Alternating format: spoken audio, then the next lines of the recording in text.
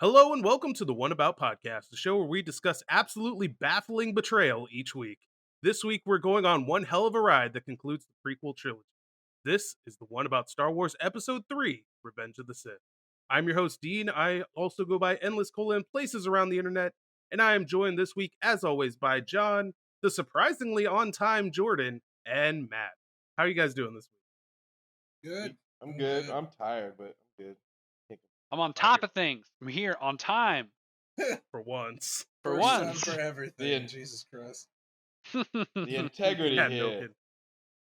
Got tossed a Snickers ice cream. My life got better. Snickers ice cream? What the? Did you bring enough for the class? Yes, I have one for each and every one of you, except you're not here. So I guess I'll just have to eat We all have of to them.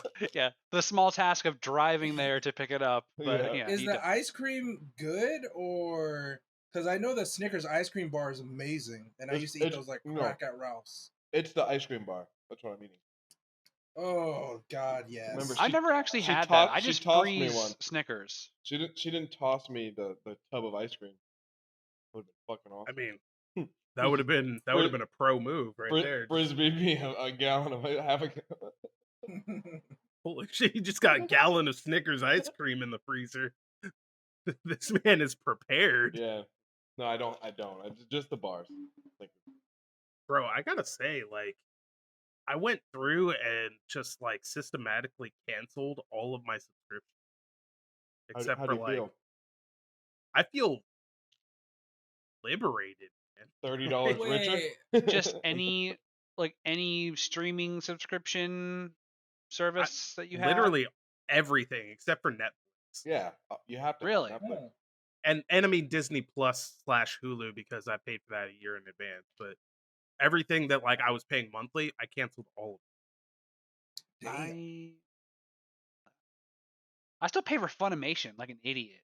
I think haven't I been on have that Wow. site in like a year. I think I have Especially Chris's since account Hulu information. has Funimation tied to it. That's the worst part. Well, what does? Hulu has Funimation tied to it. They made a deal.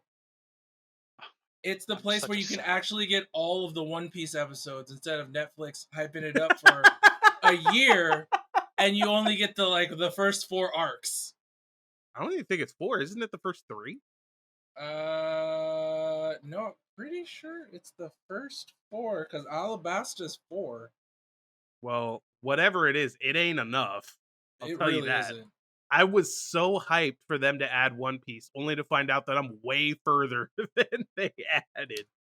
Yeah, because their like continuous play is a lot better. But anyways, I think everybody can benefit from reassessing their streaming services because there is some for everything. I will tell you something though, HBO is making some plays. I've seen a Yeah, lot of things it be is, added, it is. like be added to HBO Max, and I'm like, it's getting harder and harder for me to Metalocalypse. say no.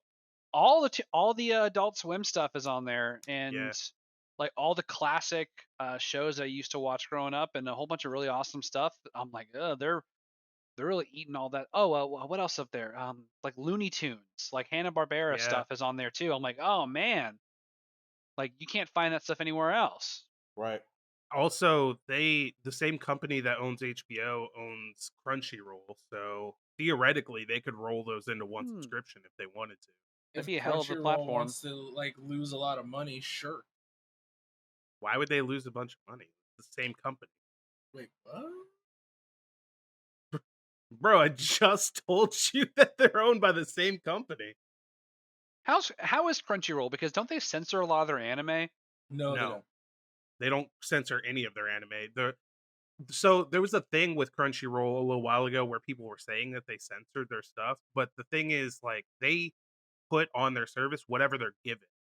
Sometimes the animation companies or the publishers or whatever give them censored anime. There's nothing they can do about it.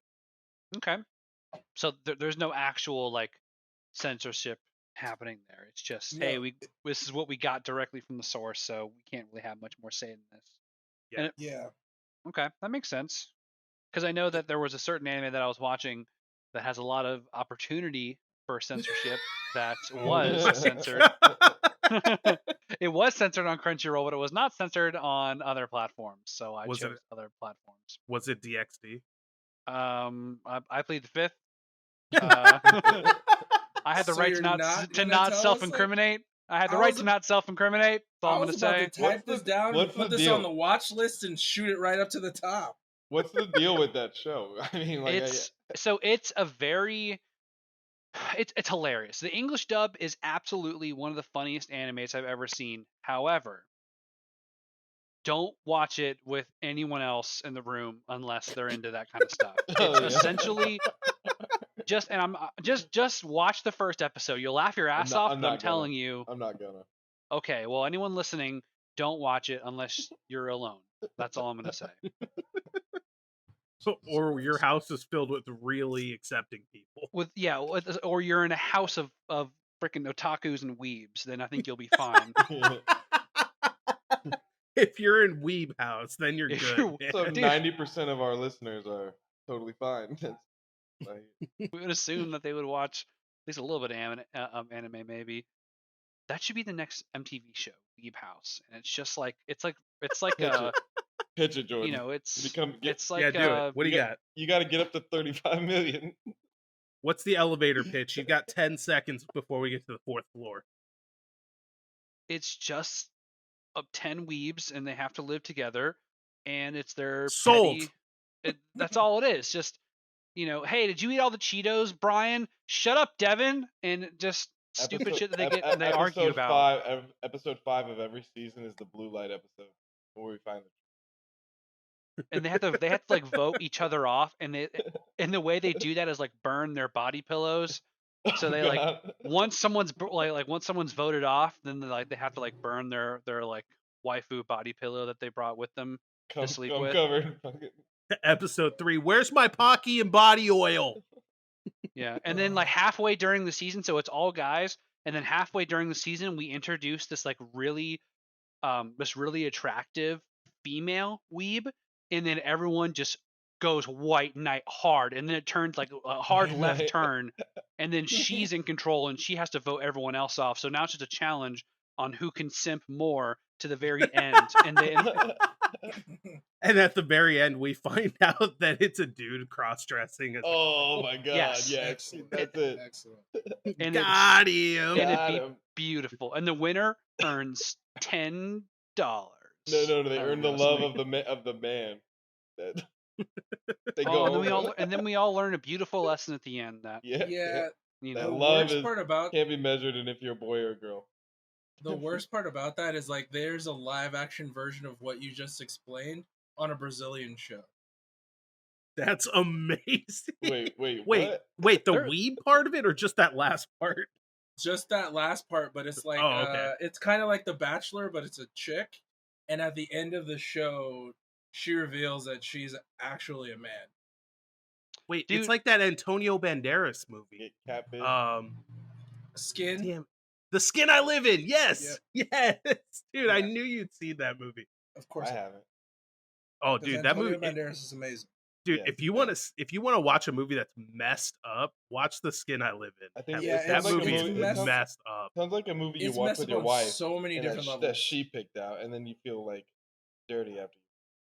Well, I'll tell you this: I watched it with my wife, but she definitely did pick it out. Oh, I'm pretty sure she will never ever watch it again. Yeah. Here's how different it is in my house. We watched two movies yesterday evening. I picked The Blues Brothers, which is one of my all-time classic classic movie. favorites. I Great love that movie so much. Love it. And Lauren picked Coco. Good movie. So like we are so which honestly that was my first time watching Coco all the way through. Coco's a Beautiful great- movie. It's a That great movie's movie. amazing. Yeah, beautiful I movie, took the kids to like- the dollar theater and we saw it. I was choked up. Worth it. Okay, Yeah. sorry, I was a But- little choked up, but I'm not gonna lie though, like if you'd said that your wife picked anything other than a Disney movie, I would have been a little disappointed. yeah, exactly. But like it's Shocked. so and disappointed. Shocked. Yeah. it's shocked. it's so different. It's so different, like our tastes in movie. But she actually really enjoyed the Blues Brothers. She hadn't watched it before, and I think it's because it has a lot of music that she really enjoys. But she was like, "What is the plot of the movie? Why is Carrie Fisher trying to kill them every 3 seconds?" I'm like, "Don't worry about it. Just enjoy it. You're gonna You're see focusing on the wrong parts. yeah, you're gonna see a lot of cars and a lot of accidents, and you just need to enjoy it. All right, you just have to accept what's going on." Bro, I've gotten to this point in my relationship where we've just kind of mutually accepted that when I want to watch a movie, she probably doesn't want to watch whatever it is. You know what's crazy? It's crazy is we do that where we take turns picking out the movies, or I would say most of the time we're into a similar thing, or we get into the same show and we'll watch it all the way through. But say it's a movie and I pick it out, and she'll be like, "Yeah, I don't want to watch that." And sometimes if it's Star Wars, she'll just turn on her phone. Star Wars, but like sometimes she'll be like, "Oh yeah, that was a good movie," but a lot of times she'll pick out a movie.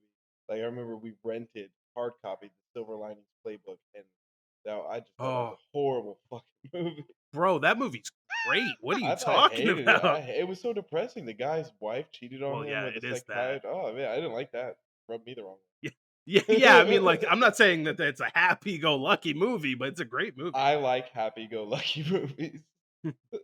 Oh, so we're gonna have a real problem today. then, Yeah, Let's this because movie has this a is not really that. happy ending. No, but I like action. I mean, that's trumped by badassery. I mean, Oh, there, well, there's there, plenty there of was that. a good There's ending. plenty. There was a good ending. Those were the kids get separated and they go to loving families. That's a fucking good ending if you Bro, ever the only considering. one there's only one character in this entire movie that has a good ending, and that's Palpatine. that Yeah. grinning You know what? bastard. Hold on. That grimace alone. Hold That on. smile when I when Padme he tells her she dies. That Yeah, smile on his dude. face.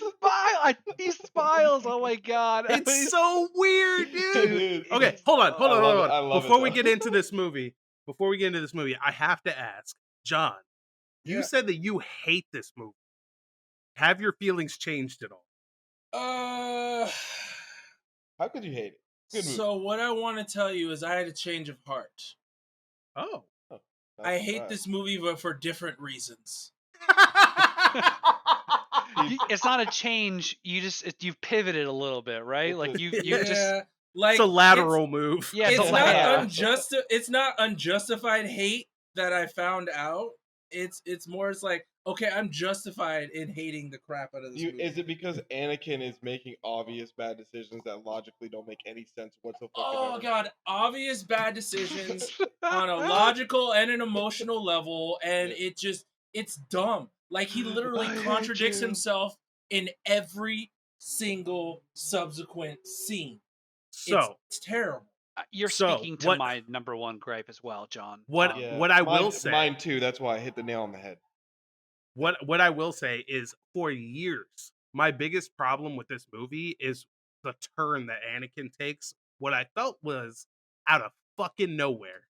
No, But I don't think so. I don't think it's that. But after rewatching the prequels these last 3 weeks, when I watched him make that turn, I was like, "Oh, makes sense. Mm-hmm. I'm on board for this." No, Made I a little feel more like sense. It made a it little wasn't more a- sense. It wasn't as subtle as you wanted it to be. Maybe I don't know. True. But the thing is you got to remember, by the time he kills the younglings in Revenge of the Sith, he's killed children before. You know, this was not hard for him to make that. He was an evil bastard. I mean, I still have a big anyways. problem with that. No, it wasn't. I wouldn't say he was an evil bastard. He killed like the Sand People, children, women, and children out of anger of what they did to his mother. Like I can get that to a certain extent. Yes. Dude, But that one when little he- Padawan at the end who was fucking up those clone troopers till they Oh, got him. he that almost was- made it. Yeah, He I like almost I made like it. that. I like that.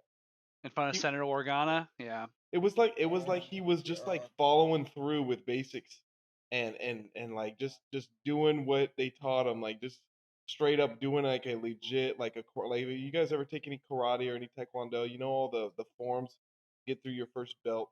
Like you have to memorize certain like. Take your word for it. Oh well. Anyways, it seemed like he was just going Jordan's through. like, "I don't leave my desk." It was like No. he was going through the motions of a like almost like Treat like just all that he knew, like just going off muscle memory. muscle memory of through his it, training. yeah. Yeah. It looked And it fluid got as him. shit. It got him far. 80% of the way. 80% Yeah. of the way, and he almost made it. I would love a backstory, like or an expanded part. Like maybe he didn't I die was there. gonna mention that. I actually have a Like, note maybe- about that guy. I noted that the same thing. I wanted some more like a comic book or something. So, that'd be cool. I will say this, kind of tying into that about notes. What's funny to me about this movie is two things. One, I remembered when I was watching this when you were talking about in episode 5, Jordan, how it's just like super fast paced. There's always something happening. I was like, bro, this movie is fucking breakneck from the very second it says go. Yeah, Can we and start at the yeah. scroll though? I have a thing. I Oh, know Oh yeah, we will. oh yeah. Like we'll back up there's for a only second, one but like thing that stuck out to me about the scroll that's really like I want to mention. I'm interested if it's the same thing that I wrote down too. It probably is. But where I was going with that is like I was so into this movie that I have less notes about this than any topic we've done so far. Like I didn't stop to take notes. I was so invested in I the just movie. would talk them into my phone when I would have a thing, and just like in my That's notes. smart. Yeah. That is actually smart. I was Pre- typing in OneNote while watching it. I'm pretty surprised that didn't occur to either of you. Well, Uh, because the thing is, I've been watching these movies with my wife, so like if I was talking them into my phone, it'd be really obnoxious for her sitting next to me. Oh she's seen them all though, right? She has, but she gives so little of a shit that she's forgotten the Yeah, plot yeah, of all of yeah. them. our wives should Exactly. start a gang. No, they would just plot against us. Let's avoid that. Against or Don't for? give them more ammunition. It's called Yeah. the guise of our well-being. Keep us I'm pretty sure that my wife plots against me anyway, so I don't know if it's gonna change mine. Yeah. So Matt, what was your problem with the crawl, man? Tell me. Okay, so heroes on both sides. Yes, exactly the same Yep. thing that I wrote down. What? Exactly. I was like, what? Yep. What do you Heroes mean on heroes both on both sides. sides? Evil Fucking- is everywhere. Like That's what it says. who wrote that? And that had to got read by other motherfuckers too. Yeah, and it starts off with war, like exclamation mark. It was Yeah. it's like just like so those weird. like those 40s propaganda movies. Right. There's a war. Wow. Here, I'll tell you. America wants you. Out of all the scrolls so far of the 6 movies, this is my least favorite scroll. I don't know how. Oh yeah. Like it's the weakest one. It explains nothing that happens between episodes 2 and 3, which are a few years, and it's weird. There are heroes on both sides, comma, evil is everywhere. Okay. And then it starts off with war. It's a weird fucking scroll. I don't know. You know- It doesn't you know set up what's anything. Yeah, You know I what's didn't like it. interesting about this scroll though is it's the only one that tells like a coherent narrative though.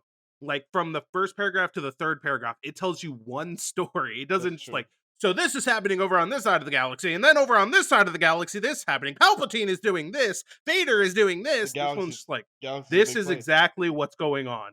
Go. Yeah, maybe. It's very narrow. It is, but it is my least favorite scroll. So that's all I gotta say. I don't know if I love any scroll. I think it's a very original thing. I don't think movies only do it if they're trying to rip Star Wars off or make fun of it or something. But like Spaceballs, prime fucking Yeah. example. But I do want to tell my story about my first viewing of Revenge of the Sith. Yes. Do it. Okay, so I'm in middle school, right? And we have a neighbor, I guess. There was like this log house, 2 houses down from my dad's house on the adjacent side of the street, and they had just moved in recently, and they were still pretty new to the neighborhood, and they were like really homebodies. Never really left their house. But I guess my dad was talking to them in passing. He had said that he had the new Star Wars movie like bootleg, and it wasn't even in theaters yet, but it was gonna be in theaters within the next month. And my dad was like, "Hey, if you guys want to go over to his house and watch the movie, go ahead." And that's some weird shit. Your dad's just like, "Yeah, go to some strange man's house by yourselves. Go watch this movie." Seems legit. Yeah, seems legit. No, but it was cool. He was like a hardcore Star Wars fan. He had in a glass case a full like to scale Darth Vader helmet, which he said he spent thousands on, so it's probably super legit.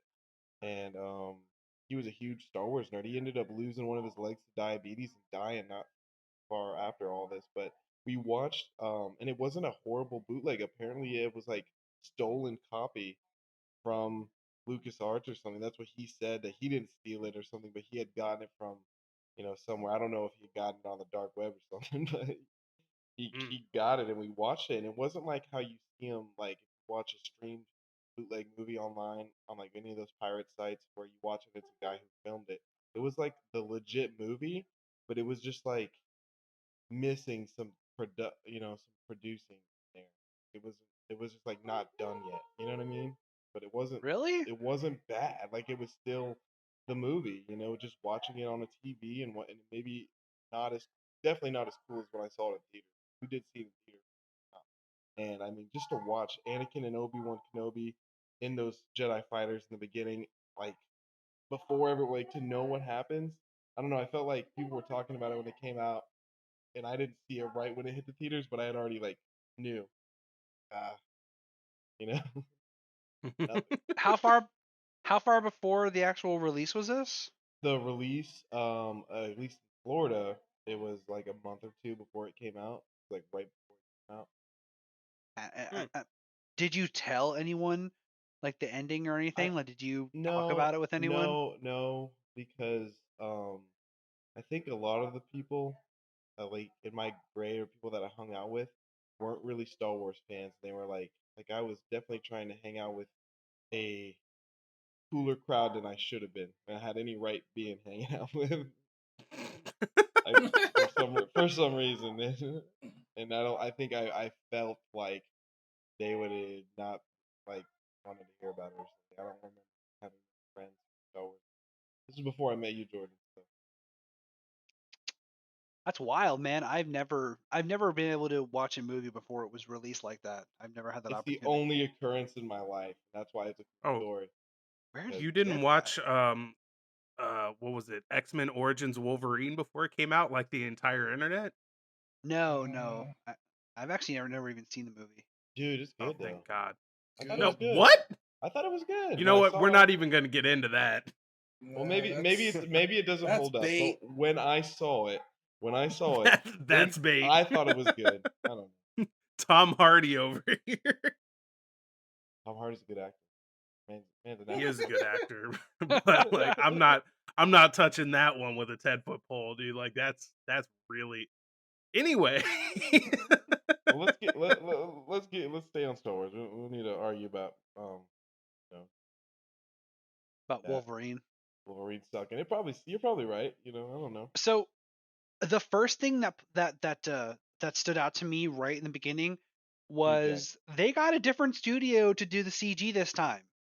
better Yes, CG, It was way better. clearly. way better. Dude, that opening battle's incredible.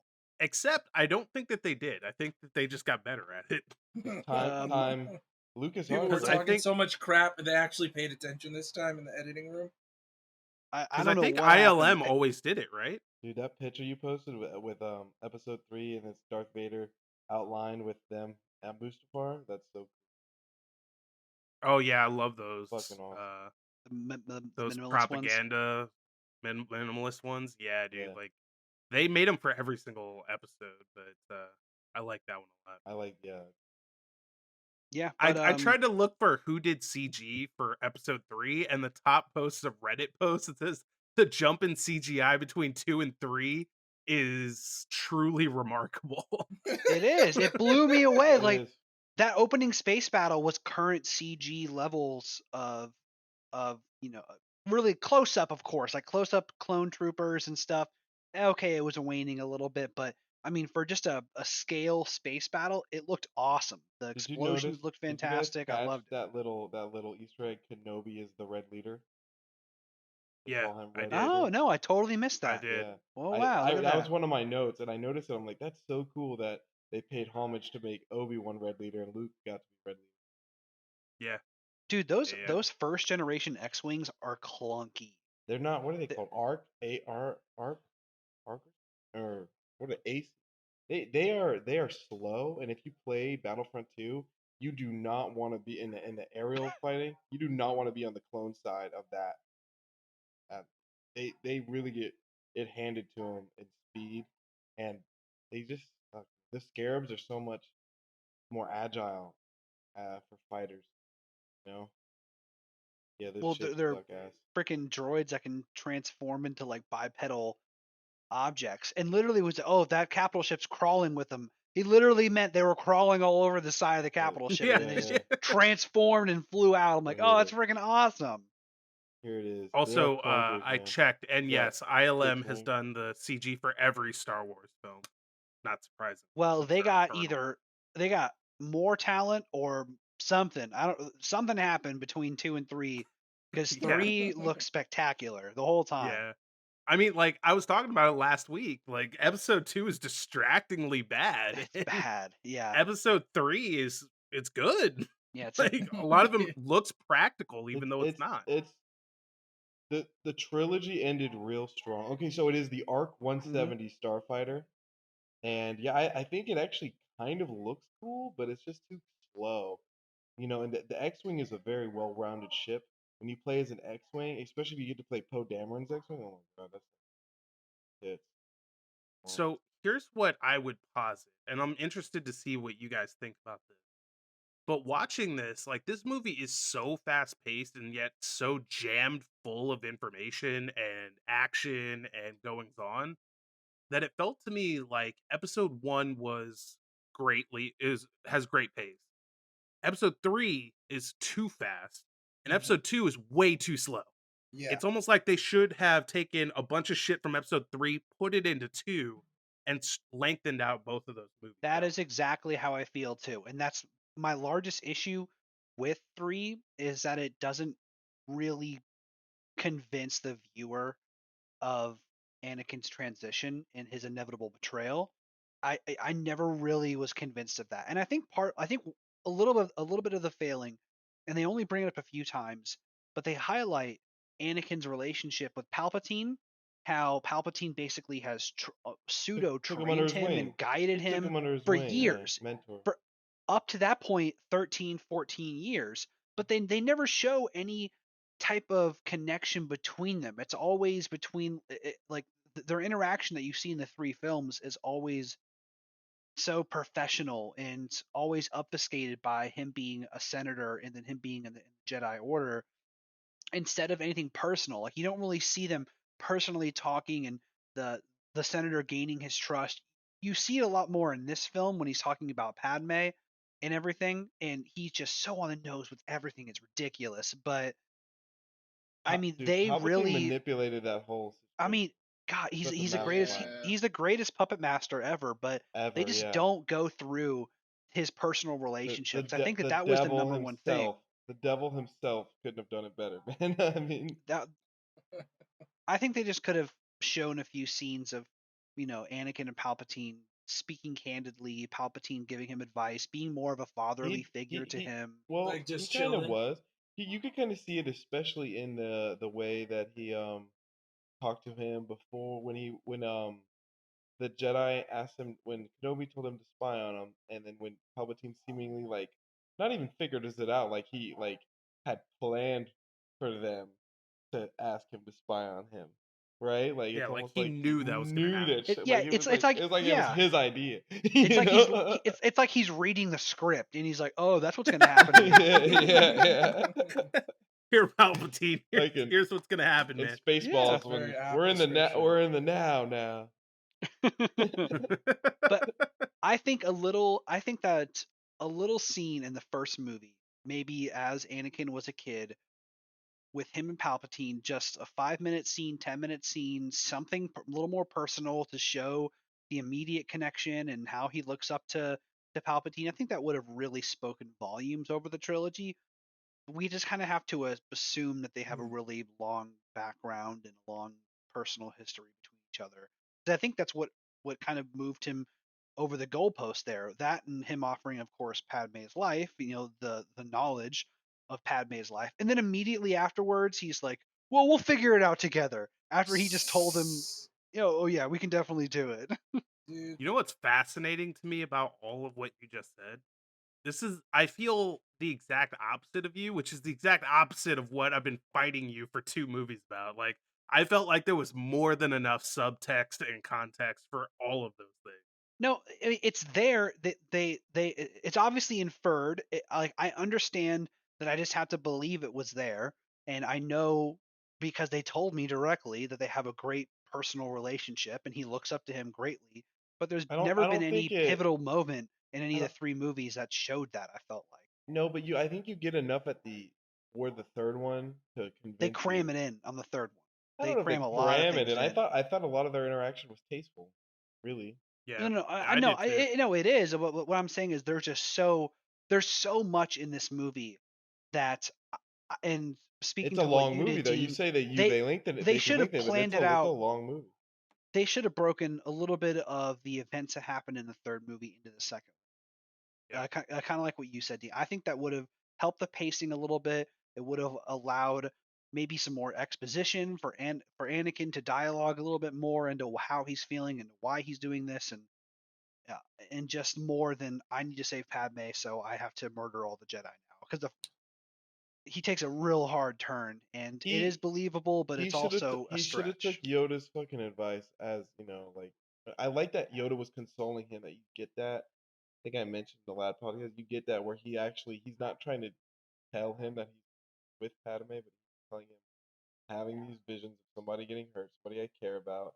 And then he's like straight up Jedi 101, don't have attachment, don't mourn the one, Mm-hmm. like I mean, he's very I think spot on. Yoda should have known better than to think he could throw that away. Like Anakin was way too deep at that point to be like, yeah, but she's pregnant though, so what am I? I'm just gonna. You No, see, there's this problem, Yoda. Like 4 months ago, I screwed up, bro.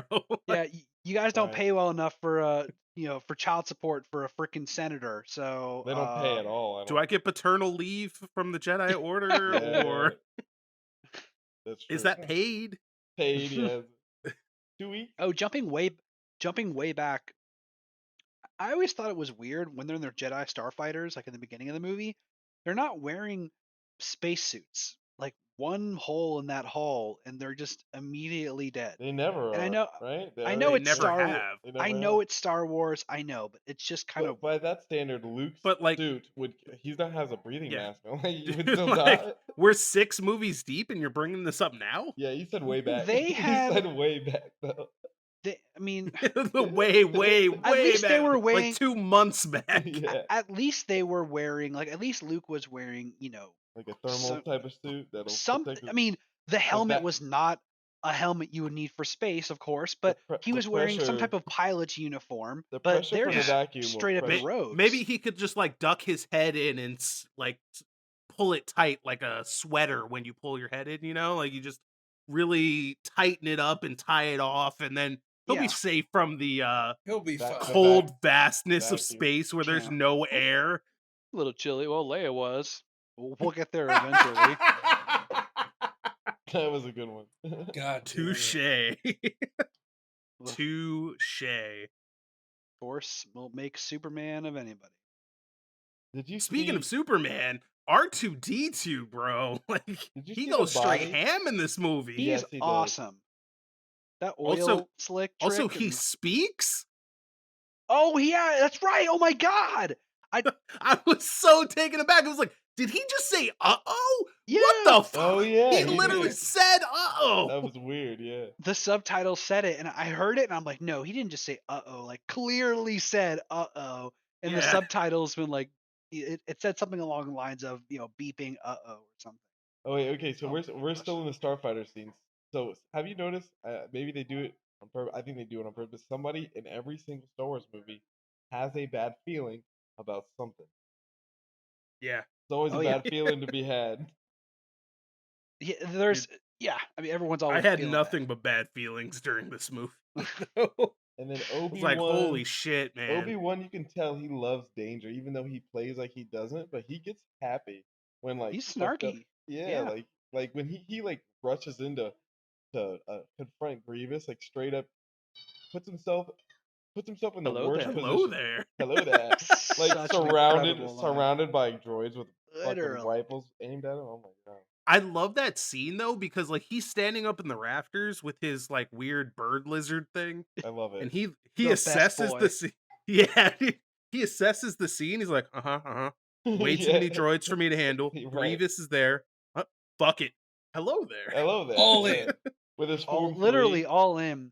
And maybe Matt, someone can answer this. Why is Grievous always coughing? They never explain Oh, it, and he's- I didn't look okay. it up. Yeah, I- Matt can answer this. I- I know, but he'll do a better job.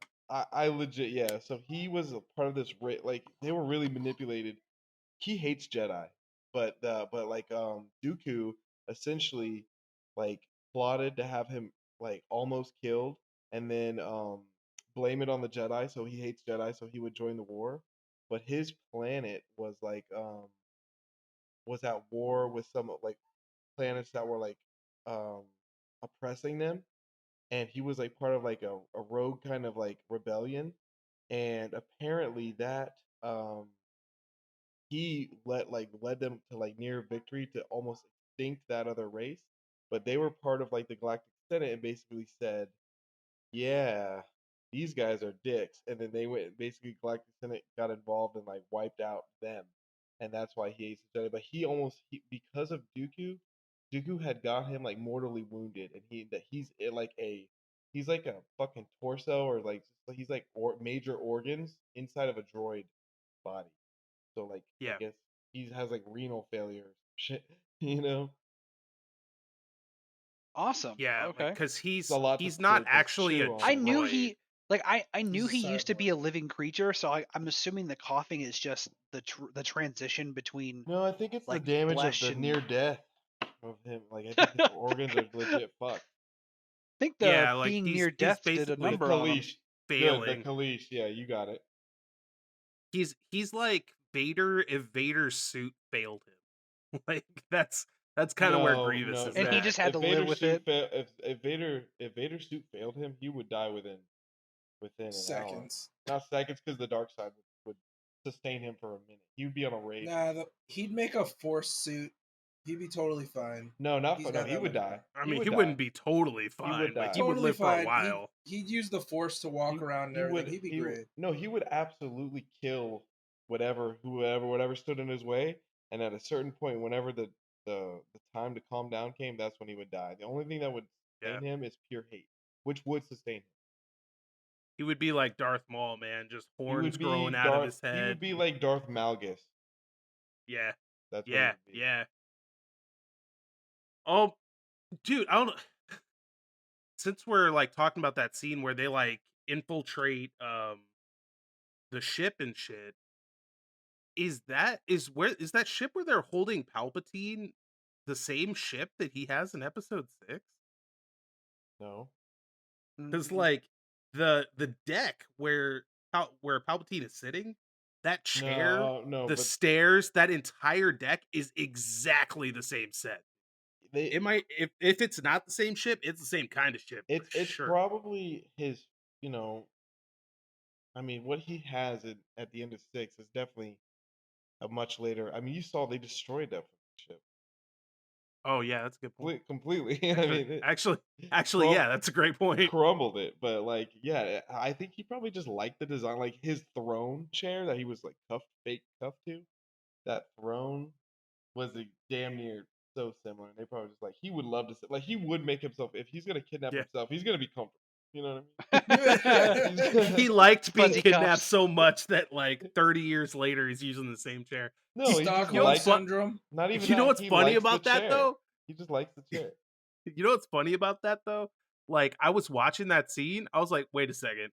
They're busting in here to save Palpatine. This dude's sitting on a throne on the control deck of Oh, the ship. On the bridge. Oh, he he's just got got his little wrist tied down. Yep. yeah, he's got Yep. little electric handcuffs on. Oh, okay, now he's a prisoner. I get it. Yeah. With a grimace. Totally with a makes grimace on- sense. grimace Totally on, makes Yeah. sense.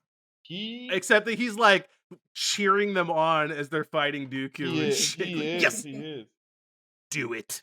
Yeah, dude. He's like rooting for Anakin, I think, the whole time. See, that's what fucks me up right there. Is like again, he drops an octave, does the evil voice, and it's like, do it. Like if I was Anakin, I was like, turn off the lightsabers and look at him. I was like, where did that come from? Well, yeah, what? that's a red flag. That's another one of those for real.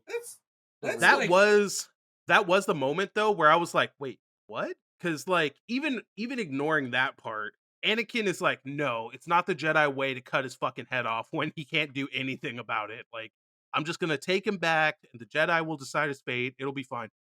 Do it. All right. sure. Cuts Why his not? head off. Yeah, for You're real. the boss. Like, I was like, did he just use a Jedi mind trick on his ass or something? No, he didn't even wave it. Remember, his hands were cuffed. He didn't wave his hands or nothing. He was just like, do it. Remember, he was like, I don't know if they like have to you've wave their hands he though. said, I think "You've that's just done a it." thing. Didn't he say you've done it before? Like you like the sand people you told me about? Did he? Or at If some he point did, I missed that. at some point he said it to me. Or said it to him. He said it to him. He said those Oh, I exact think he says that when he tells him to go slaughter the younglings of the Jedi Temple. No. I think No, pull up a clip. though. Pull up a clip, Jamie. No, what he did, I'm not Jamie. This is my show, motherfucker. like literally, I'll be what Jamie. he I'll look it up. just justified it. Like he's like, oh, he cut off your hand. It was just you getting revenge. It's totally fine. Like he justified it, but he didn't like. Oh yeah, He yeah, just yeah. straight up He said, did. "Do it." He did say no, but I think he did Do it. mention it's not when he was this is what it was when he was talking to him after the fact. He was like, well, just like Dooku, I shouldn't have done it. He's like, no, it's understandable. You wanted revenge. Just he took Oh your yeah, hand, that's and right. then I think he's like, That's you've done right. it, and he's like, it's not like you've done it before. He's not like you haven't done it before. And this is how he's so manipulative. I actually have a note about that scene. I was watching that exact scene. I made notes about how manipulative he is. Oh, yeah. No, I'm literally watching the scene right now. All he says is, kill him now," and then he's like thinking about it, and then he says, "Do it," and then he's like slices his head off. That's literally the whole scene. Right. That's the scene. You're right. But what I was referring to was after the fact when he needs getting Yeah, consoling. But yeah, and then Christopher Lee said he continues to misquote Star Wars terminology. He says, what does he say? He say swords or something.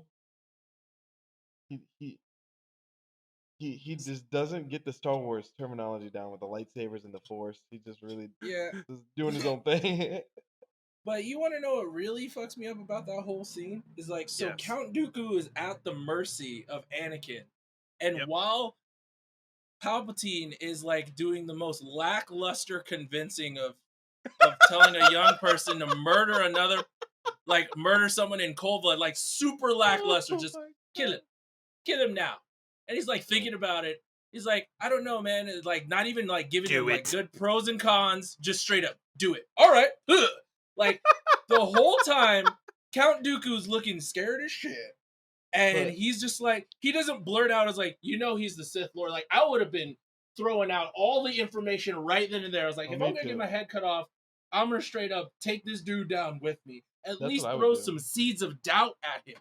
You know? But he's just looking there scared as crap, like looking at Palpatine is like, nigga, for real? I did all this for you? No, but at the end, it almost seemed like he closed his eyes in acceptance, like he knew it. Like, I failed. He closed his eyes in acceptance, but like he had 3 commands to say something, and he's just pissing his pants. He should have. That was a coward shit. It's a rule of 2, man. Hey, I was Dude, I just love how in that scene he's just like, good, Anakin, you did great, man. Kill him. Exactly. Kill him now. Like with the biggest fucking grin on his face. Dude, as Anakin, you have to be like, wait, what? Why are you so happy about this? Like, totally. How does this not? Hell? How does this not like throw any sort of warning signs in your brain? Like I always Anakin thought that about it because how could so you not? Bad. And then Obi-Wan was out cold, like because so Dooku's lightsaber. He never saw the body because by the time he woke up, they were in a freaking elevator shaft. Yeah, he came to in an elevator. Can you imagine that? Like, holy shit. Dangling. And you know that if Obi-Wan saw that, he'd be like, wait, what the fuck? Dude, yeah, Obi-Wan, that's what Obi-Wan would have straight up gone to the council, was like, hey, everybody get your lightsabers. We're rolling over to Palpatine's place right now. Yeah. Oh, man. No, Obi-Wan would be like, hold on. Leave him in the cuffs. We got this already. We're done. Right. Yo, Windu, can you roll over here right quick? We got a problem. I honestly believe that, like, because that Yoda battle with Palpatine was epic. But I mean, Windu had him. You know what I'm saying? Oh, dude, Windu worked him, dude. We're not gonna start that right now. I'm already at a level when it comes to that scene. Man. Poor Kit Fisto. I am already at a level when it comes to that scene. What about that first guy with the horn? The guy with the horn. The guy he just gets Bro, stabbed out of bro, nowhere. that move is my favorite Palpatine move. The look on his face was just like, oh, bleh. And he does it to Windu like 5 minutes later Yeah, too. yeah, he He's just like, does. oh. The facial he was like- expressions were something to behold for Yeah. Palpatine. I have Definitely. To see if I can find an image of it, dude. It's so good. Yeah, there it is. Hold on. It's Post so good. it. Post it. Post Post it. it, baby. Oh yeah, Oh my god. bro. Oh man, that's good. It's that is better than the Harry Osborn eating the pie in Spider-Man 3 and saying so good. That's how Please tell good me that this. face is. Oh my god. Oh. Yeah. He's It's like just feeling every motion in that thrust. Yes. it's just the release of taking life. He's so evil, you know. It's He's just- so it's evil. The All the release of endorphins. taking life. Can will this work? Yes. Yeah. Oh. Oh god, it's a little, bro. It's a little suggestive. That's yeah, it is, right? A What little the hell? suggestive. Holy shit, dude. A lot of suggestive. so Oh my good. god, dude. Oh, that made my entire day when I saw that shit, dude. It's so fucking good. Vector says die. Oh my god. That needs to be Oh your my thumbnail for this one. God. Just that image. Ugh. Where are you finding these? I know, right? For why? Oh, Jesus Palpatine, Christ, dude. maybe Matt, you can speak on this. Palpatine has a very distinct stance and form. Like he keeps. Oh, yeah, I got uses one for that, form He too. keeps 7. his saber. He uses like Form 7, just like him and Windu use the same form. really? Yeah, it's the Sith form, Form 7. But Windu created a variant which Jedi can use, but it's not available to the Jedi. It's available to Windu. It's only Windu is the practitioner of Form 7 as far as any Jedi goes. And it's because it's a special discipline where they are using their emotions, they're using their anger, but they're not succumbing to it after the fact. They're not continuing. So it's a very disciplined fighting style, and that's why like you see him cut Django's head off. He just straight up, you know, and I think that's the reason why. Like if Windu was a Sith, oh my god, that shit was crazy. But Windu really, that's why where Windu, I think, um, why the only reason Mace Windu could compete with him is 'cause he's strong enough. He is very strong with the Force, and he's strong enough to be able to hold that Sith lightning with his lightsaber and push it back. That was working, you know. Yeah, it was. Yeah, it was. He was. I mean, Or it wasn't because Palpatine was like, I'm so weak, and then immediately seconds later, unlimited power, you know. So I Yeah. think he was faking. I mean, but obvious. I don't know, man. Oh, Well, he knew that no. part of. I mean, that was the transition for Anakin was killing Mace Windu. Like that was the final straw that broke that camel's back, right? No, Well, all right. Look, I'm gonna jump Oh, in on God, this we're because just doing it. we like Dean and I have already had this discussion, and this is one of the main reasons I hate Darth like Plagueis the this Wise. movie. And like it's not the movie itself per se, it's Yeah. just Anakin and like his turn. So I even forgot when we had this original argument that Anakin straight up murdered Count Dooku at the behest, the lackluster behest of Palpatine. So after that, you come Shouldn't have done in, it. see Mace Windu has who you think is a senator at his mercy, and then No. At that point, he knows that he's the Sith Lord. Anakin told him that he was Oh the Sith my- Lord. Yeah, they had just Oh. gotten done. Yeah, okay, yeah. Anakin went and So told Anakin- on him. I think it would have been different if Anakin went in Went for and the told initial. on him. Yeah, Right. you straight think up it would've been- increasing my rage. Do you think it would have been different if Mace Windu allowed him? But Anakin wanted to go so he could play it out. Anakin wanted to be a part of that so he could like because he's battling between the Force vision, Padme dying, or doing the Mhm. right thing. But of course, if the irony is how ironic is if he did the right thing and killed Palpatine, Padme would still be alive. Yes. And that's my whole problem. Is like he's all That's how it talking to always Mace Windu goes. is like, no, we need to take him in. We need to have the Jedi Council decide what to do with them. And then like, motherfucker, at the beginning of this shit, you killed Count Dooku in the same way. And like this guy actually deserves it more than Count Dooku. Nobody's speaking in Mace Windu's ear telling him like this guy needs to die. He's straight up Mace Windu made this decision after he just seen him take down 4 other Jedis. He's like, okay, Anakin is brash. this- He's not wise at all. I mean, he's wiser in the Clone Wars show than he is in this fucking movie. no, he's he is. straight up dumb. He's straight up dumb in this movie. Yeah. he is. Because like I can't argue that. none of his decisions have any logical merit. Emotional merit, yes. Logical merit, hell no. Well, I think that's like none. That's inevitably his failure, right? It's all emotion. You know, that he let go of that of thinking logically, and he just saved Palpatine at that moment because they had a backstory. He was like a father figure to him. They had already talked about Darth Plagueis. They had already talked about how he had visions, and he thought that the only way that Padme would live would be through Sidious's teachings.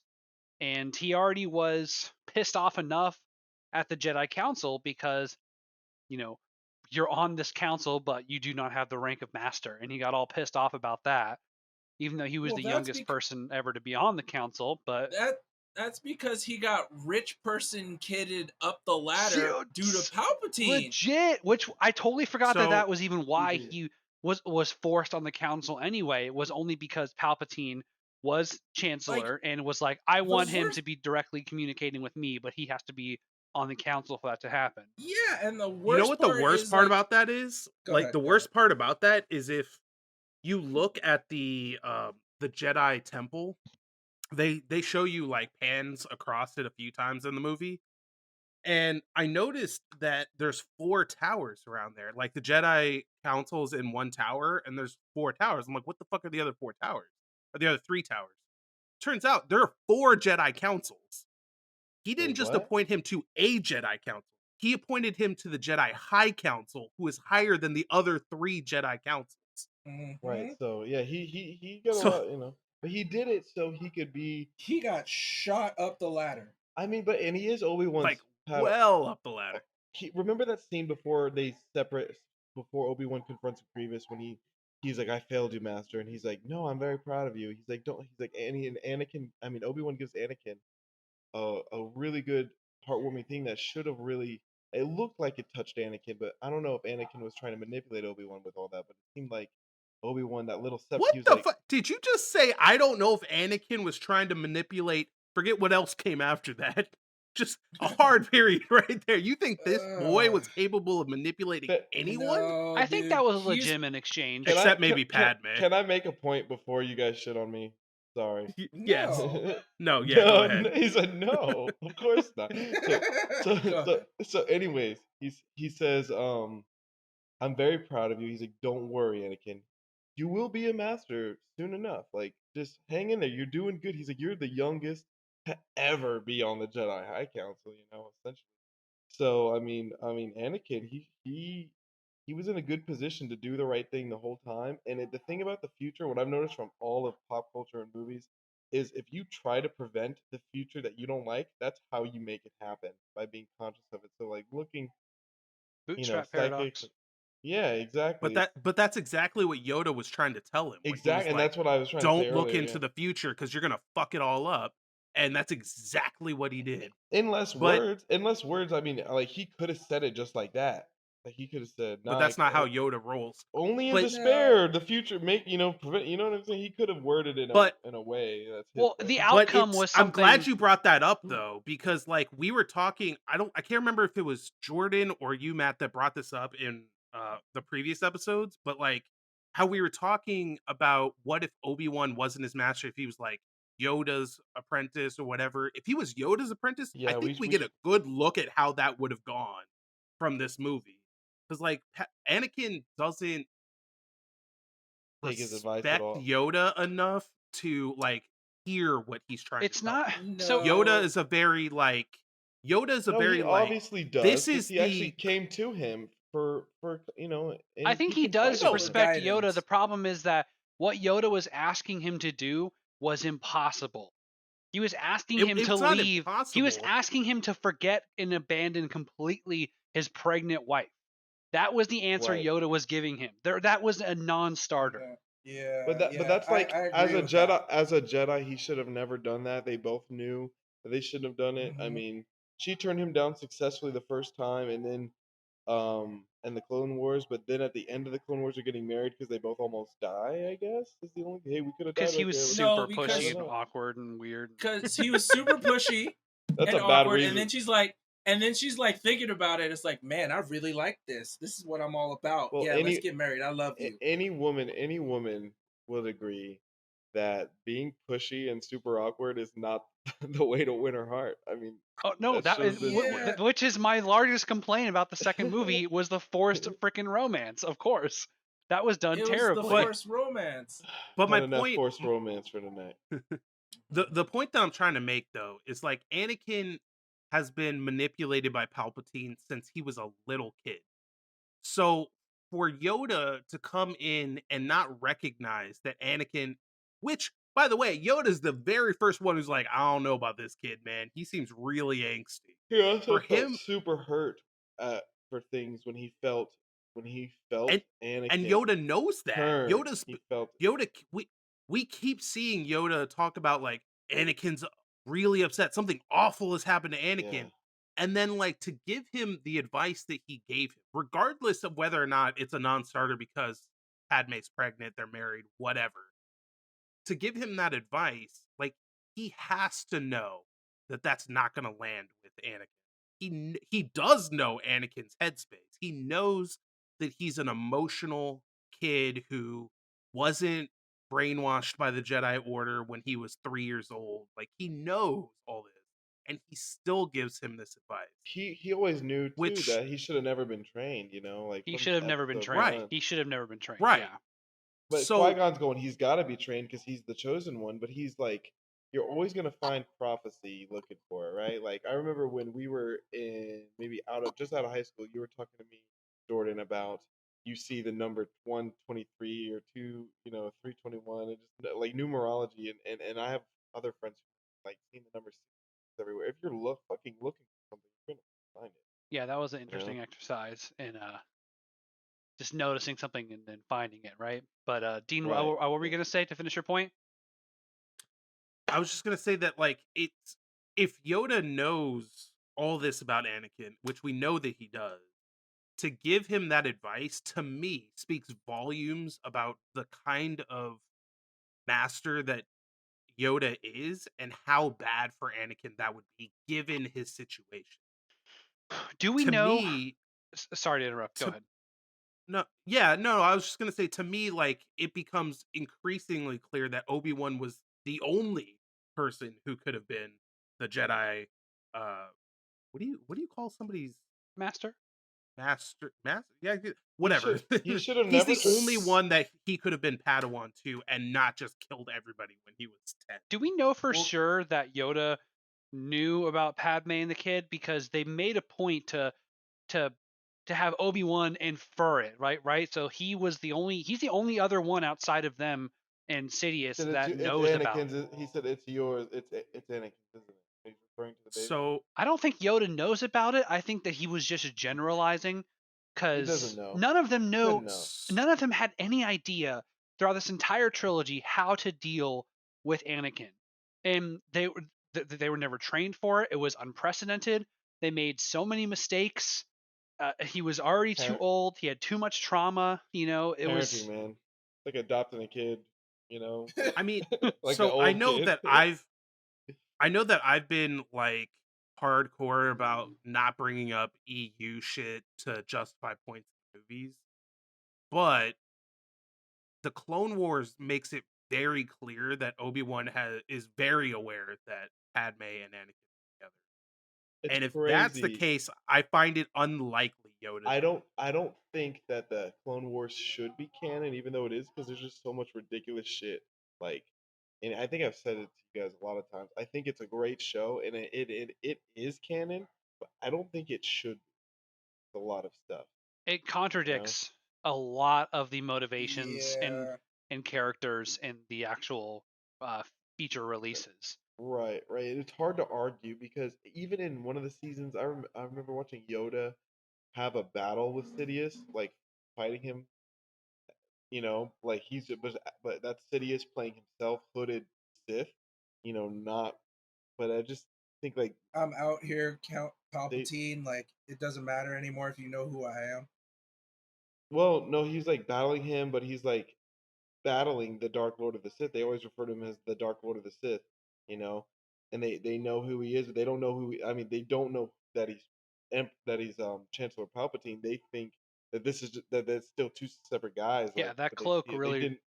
can't see Yeah, past that. yeah. Just to me, it's bullshit that they couldn't have figured that one out, or because if that's canon, they should have known. But and then how in the movies they act like it's all surprise, or this is all first fucking time finally shit. You know what I mean? You know what I just remembered? There's an episode of the Clone Wars where Ahsoka's afraid that like she's having visions that her mother, I think, is gonna die. Something like that. And she goes to Yoda to talk about it, just like Anakin does with Padme in this movie. And Yoda's advice boils down to like, you need to meditate so you can more clearly see these visions. And I'm like, Well, wait a second.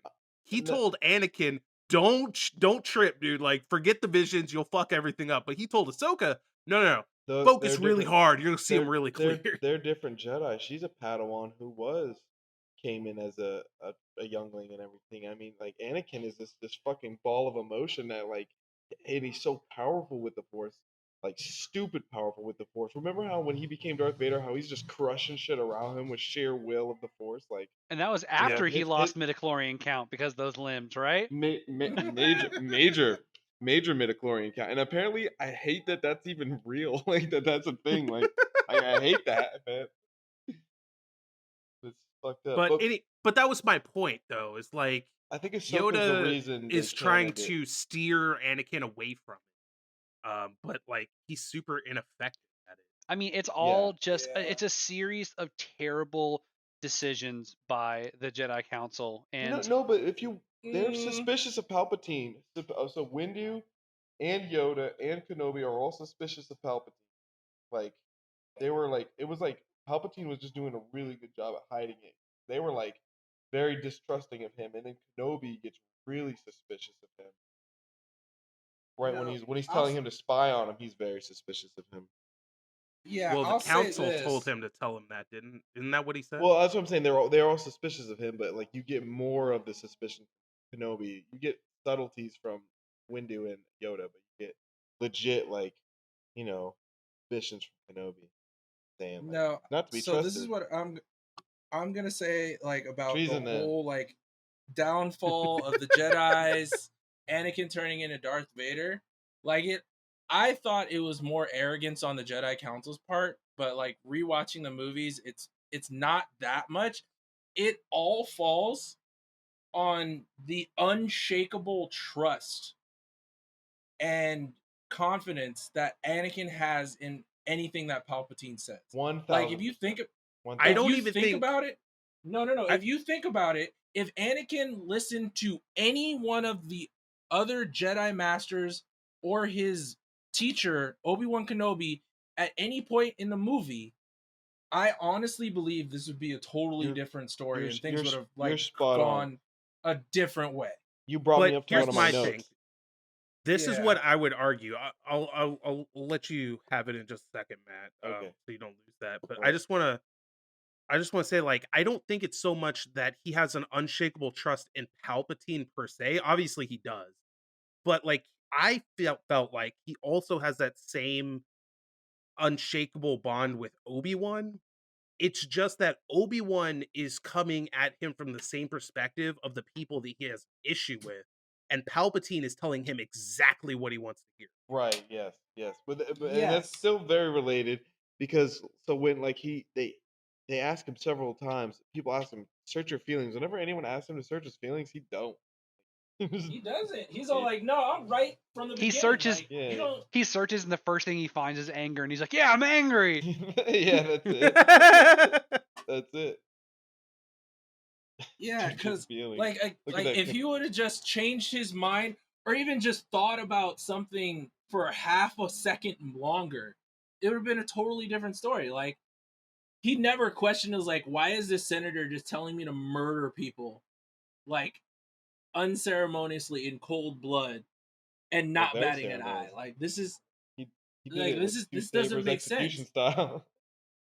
Yeah. But You're right. keep in You're right. mind You're that right. Anakin is only like 20 in this movie.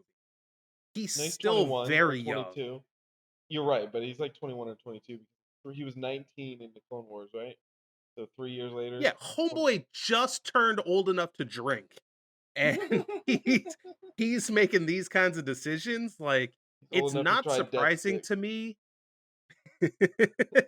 He did not reevaluate his life decisions. No, he did. He should have. But he like, I lost my train of thought after the death sticks, dude. Like, you got me with the fucking death sticks. It's Got him. totally fine. Thing. Sorry. You were saying Anakin something. Go on. Oh yeah, something. Stop right there. Something. In response. So let me jump back to a little bit in the beginning. Oh, I remember my point. Damn it! I remember my point. Good. He's only like 20, 21, something like that, right? Well, 22. So he's okay, fine. But he's still like young enough to Got be extremely impressionable, especially to somebody who's been manipulating him like that since he was a young child. He is. I mean, he's so strong with So the Force. Like, it just comes naturally to him. The one thing he trains with mostly is not self control. Obviously, it's his Mhm. lightsaber technique, and he's like, he can go toe to toe with the best of them with lightsabers, and you've seen it. but You know, and also you see over and over again in this movie his struggle between the light and the dark. yeah, I like Like, it. it's clear to me that It's a like clear, he's like, yeah. this is not Well, the right well, choice, they say but he they does it anyway. right. But this is the thing.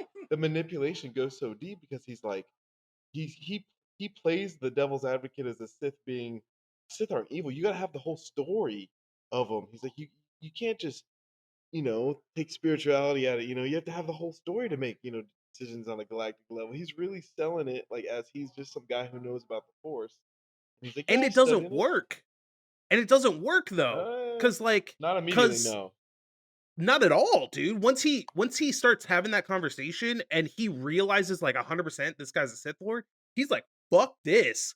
I'm gonna take you out. No, but then And he he comes kind of back talks to him off that ledge, but the first thing he does is goes and tells Windu. Do you think well, he had his Palpatine lightsaber out. kind of Why didn't he knew? just kill him there? Why didn't he just hit him with his lightsaber? I mean, I think Palpatine would have. Because he wanted somebody else to do it.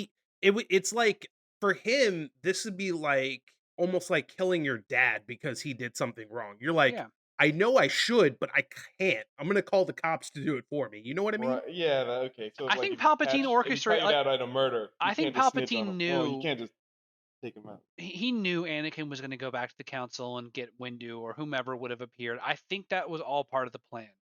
I do Post the believe treason that. gif. I don't think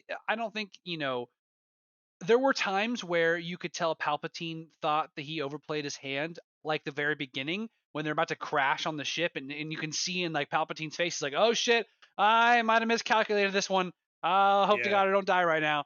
So I think There's a number of times throughout the original trilogy and the prequel trilogy where Palpatine clearly fucked up and just gets lucky that it works out for him. Mm-hmm.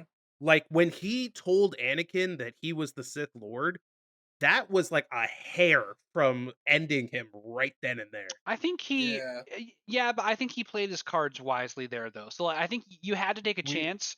I think as Palpatine, he had to take a chance and give Anakin that moment that he had to pick between the Council and Palpatine, and that was the opportunity there. He knew Anakin was going to come back. He knew he wasn't going to be able to stay away. It's the queen Yeah. sacrifice. You know what I'm saying? Like when you're playing This is the the king's sacrifice, dude. Like he just well, went, screw it. I'm putting my king in the middle of the board. he would have beat Anakin in a fight. I think. He would have, but like my point is, like, take the Windu fight, for example, right? Windu clearly whipped his Mhm. ass. If Anakin had been 5 minutes later, he's dead. It's over. Yes. I mean, 100%. high risk, high reward. You Not don't even rule a 5 minutes. 1 galaxy. minute. You 1 don't minute later. you don't rule a Yeah. galaxy without taking those huge risks and trying to orchestrate those things. So it's just You I have think to that take just risks. comes Well, with it. these are end game risks. Yeah, These it's aren't risks either to he Speaking- take. dies or he becomes emperor. Yeah. Speaking of endgame risks, let me ask you guys something. When I was looking around after watching this episode, I noticed there's a lot of people that think that, and I think I brought this up in a previous episode, but there's a lot of people that think that Palpatine was electrocuting himself with the Force lightning on purpose to make a No. point to Anakin. No. If he was getting hit, which I think he was, it was the reflection from the lightsaber blade. But to some degree, I think his disfigurement comes from the fact that he's always that ugly as a Sith Lord because he's so evil. He puts on he legit uses the Force to manipulate either how others see him or literally manipulate his actual look. And I don't know which one of the two it is. Oh, I've never heard that.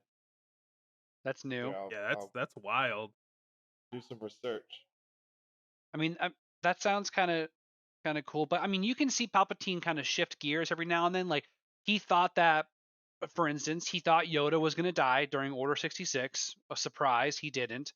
He Surprise. thought that when Obi-Wan and Anakin came to his quote unquote rescue, he thought that that Obi-Wan would die there. Remember, he Here was it like, is. "Come on, Anakin, we don't have Force time. Let's mask. go, let's go." He wanted Force Kenobi to mask. die at that moment. It was called Force. Yeah, he did. But Palpatine was in all actuality a very deformed Sith Lord from decades of using the dark side. To hide this, he used Force mask. I guess it's Force ability, a dark side, which also hid his yellow eyes. Because he was using this ability to mask and hide the visible signs of him dealing with the dark side, and this, I guess, that's. I mean, I have to click a link to read more, but yeah. Is that legend got or it. canon? Bro, did anybody else Hold on. notice that like Anakin's eyes went Darth yellow for like one scene and then they just changed back? That's awesome. Yeah, when he was murdering all the separatist leaders. Yeah. Yes, that was cool. That was such a cool scene. Also, did anybody else notice that when Palpatine was shocking himself with the Force lightning, he hesitated real hard, just like he does with Look at Luke them. later Look on. at them. Like the exact same scene. He's like, I don't know, man. This seems kind of fucked up, man. Maybe I should step in, man. I don't know, man. He seems like kind of a bad guy. I don't know. He kind of seems like a bad guy too. It's his classic. Yeah. It's Classic his Vader, go-to. deer in headlights. Yeah. Mhm. Yeah, deer in headlights. Yeah, for real.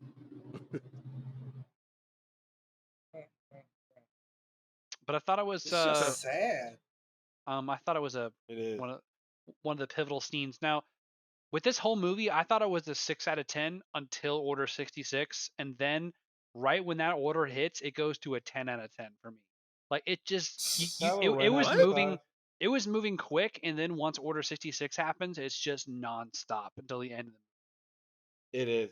Oh, and That's well, you get a interesting. little bit of slowness when it gets to them um, meeting up with Organa and talking about their exile and stuff. That, I Kinda mean, that's eases. such a I like the. small portion, though. I just like how all this is going down. When you're watching the battle between Obi-Wan and Anakin, you're thinking the movie's okay, it's dwindling down. It's getting to the climax, or it's ending. It's getting to the end. It's still got a solid like 15 or 20 minutes left. Like, you know, Yeah, they man. just Like they I don't let the know. Like movie for down me, gently. I feel like they let it down gently into a cradle, and they did a good job at that. That how they ended it. I think it from start to finish. yeah, I think it's a fucking banger.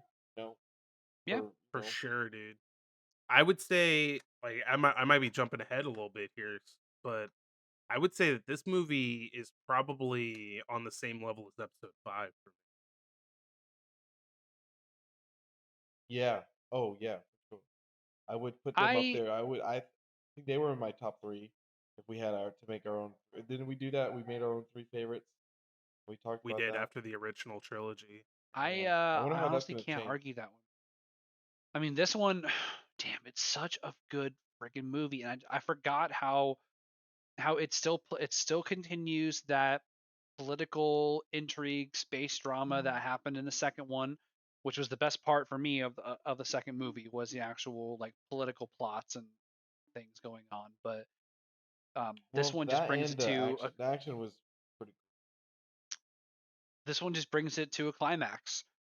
And I love that scene where they're voting after his assassination, and he's like, my assassination has left me scarred, and then he votes to create The the attempt on his Galactic life. Empire, and then Padme says, "This is how liberty dies," with thunderous applause. I'm like, it's so beautiful.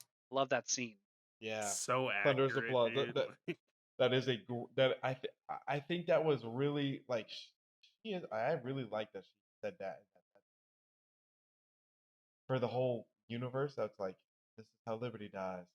Thunderous applause. Hmm. Battlegrounds just kind of shaking his head. Because the good guys, the real good politicians, they exist. I guess not in real life, but in fiction they exist, and they were hurt by that. You know, and you saw her heartbreak from when he's talking about when he goes back to Padme after Windu dies. She is just distraught with how he's talking about galactic rule, and he's been saying that since Clone Yeah, Wars when this they were on isn't Naboo new. together. Yeah. This isn't new you know shit. what's weird to me about that though? Like Padme throughout the first two films is like the first one in the Galactic Senate who's like, hold up, fuck this. This is a really bad idea, guys. And No, yet when he's because like, we're politics. gonna form a galactic empire, mom's the They word, bro. I they mean, all got paid. she's Huh? just so overwhelmed and Lobbyists. outnumbered. Like even if she did raise any complaints about it, she would just at that point it's already been It'll get voted in. overruled. The Yeah. Senate was already disbanded the moment that everyone started to applause. So she would just be, just pissing into the wind. It would mean nothing. She would just be a new target for the Empire at that point. Um, Backing up, actually, I don't want to end this without talking about the freaking battle on Kashyyyk, which was Yes. awesome, man. I love seeing those warrior Wookiees. And Chewie, I forgot Chewie was even in My man this. Dude, I Chewbacca. Yeah, totally I he could is. never forgot. I could never forget that. Nah, dude. When he's just like standing next to Yoda the whole time, I was like, hell I yeah. love Hell how he Don't picks yeah. say Yoda. anything, Chewie. He picks Yoda up like a 2-year-old and puts him on his shoulders. Yeah, this like before he even has the life debt with Han or Yeah, anything. he went That from shit was he cool. went from being like seemingly like a captain or some, not the highest level position Wookiee maybe, but like, of merit in the Wookiee, army, and then in Solo, he's in a He has a cage family. eating other humans and prisoners. He has What a happened? he has a Wookiee family. Like he's got wife I and a hope kid and so. shit. Well, in the aftermath books, the second one, which is the only good of the trilogy, um, it's all because mostly about Han and Chewie.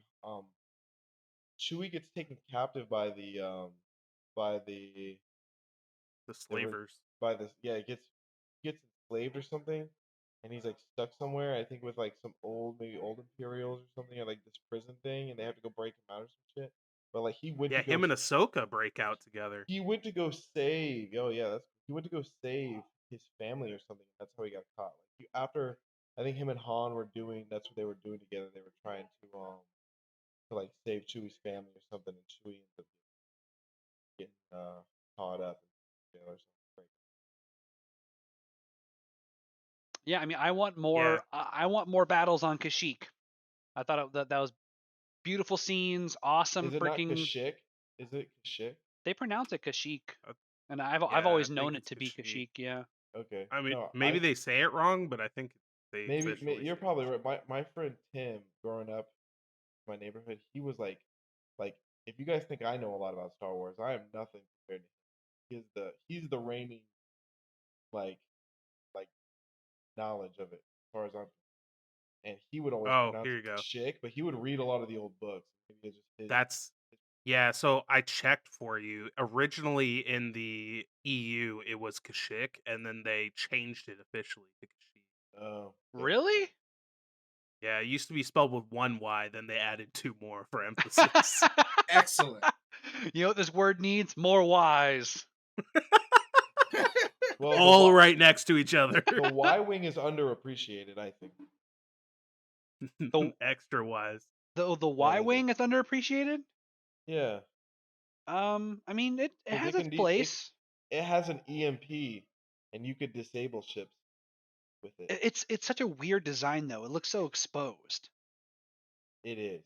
I mean, it looks like Mm. a junker. It does, and it's mass produced. That's what I think it is. I think it's just like a regular fucking like it belongs on a construction site, But right? the Like, X-wing and the X-wing and the A-wings look legit. Like I think the A-wings came from the Jedi Starfighters design, that I but think so too. That's what the one that Obi-Wan was flying and the one that Plo it Koon looks died in. yeah, it Why looks does Plo very. Koon die in an older model? Why does he fly in an older model around? Why did they all die, man? Why did they? Yeah, yeah. True. They just kept on shooting that one Jedi Uh, Council member, Ian the Ian Twi'lek. from Shameless survived. Joker Oh survived. yeah, that's true. I thought it was jarring that after Order 66 and after um he uh he turned to the dark side, talking about Anakin. The very first thing he did, and Oh god damn. this actually The speaks to fuck, John's dude. argument too. The very first thing he did was like, "All right, I'm dark side now. I'm Vader. I got my name. I'm gonna go kill some younglings." The first thing he did, he went 0 to 100 in 2 seconds. Like there was no Well, transition. to be fair, you make it seem like he of his own volition was like, you know what? I feel like killing me some children. That's mean- not at all what Well, happened. He was he had ordered to. to, With his- but I mean, geez. With his enthusiasm and like not saying anything to the order, like not even like hesitating, it's like, all right, cool. He might as well have, to be honest with you. Wait, say anything to the order. Right before that, he vowed himself to become a Sith. What the fuck is he going to talk to the order about? Well, he No, said, no, he No, said I'm talking about the order that he gives him. yeah. He said Oh, kill oh, everyone. oh. He said kill everyone. Said, hey, He said So you can't destroy send them some all. clones to do that. Can I kill some like adult Jedi first before I No, kill he had to be. younglings? so Well, this no, is how he killed this he is how killed the I read adults that first. He scene. killed the adults first. There was adults. He killed Yeah. Mace. They here's how I see that scene. It's kind of like for Anakin, he's like, fuck, I just killed a Jedi Master. Not directly, but like in his own head, you know what I mean? Yeah. Mm-hmm. And then he's like, I can't go back from this. Dooku was a master. I have to give myself over. Nobody cares about Dooku. Okay, I'm just saying. It wasn't. He's killed children and he's killed No. masters before. These are It's yeah, no. The point is not that he was of the rank master. The point is that the significance of what he had just done. Yeah, Like, he did a nobody bad cared bad. about Dooku anymore. He did a bad But bad. killing Mace Windu is a big fucking Big deal. deal. Yeah. And so he's like, I have no choice but to give myself over to this man and hope that I can save my wife. And once that switch flipped in his head, he was just like, whatever he says, I'm gonna go with, and because I have to do this in order to save Pat. And you see a couple of scenes later after he kills the the uh the Trade Federation guys, whatever. You know who I'm talking about. Like Yeah, he's Vice standing Lord. out there. Yeah. Gunray, yeah. But the Separatist Viceroy leader. and the Separate, yes. He's standing out there on Mustafar, and like the single tear is running down his cheek. Like he's clearly conflicted about what he's doing, Yeah. but he feels like he has to because he's crossed the Rubicon. You know? Well, yeah, and he's just doing it like my new powers. I can save Padme, but to save Padme's life, look at all the bad he had to do. Like, was that worth it? Was that worth saving one person's life? Was to take, I mean, to take life from so many. Is that worth saving? I mean, I know you love her so much, I mean, but she would never do that. Like, that's her why it's a ideology tragedy. goes. I mean, it goes so against. Like, does he not know her at all? For him to say, Yeah. you know what I mean? Is Like, providing for your family worth hooking up crystal meth and murdering multiple people? I mean, it's all a matter of perspective. Man. Sometimes you Well- just gotta cook blue meth.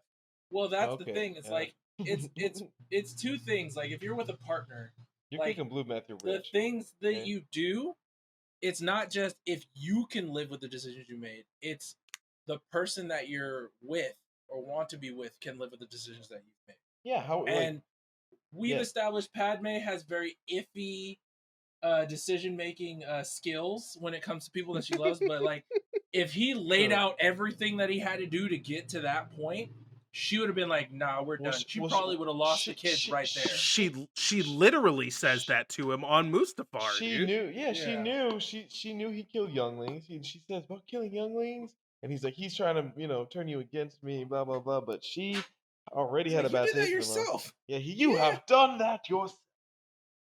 Sounded Good like old the Obi-Wan. he sounded like Mark Hamill as the Joker, but like serious, but like being serious. That with that sound, that makes sense. Could be the weed.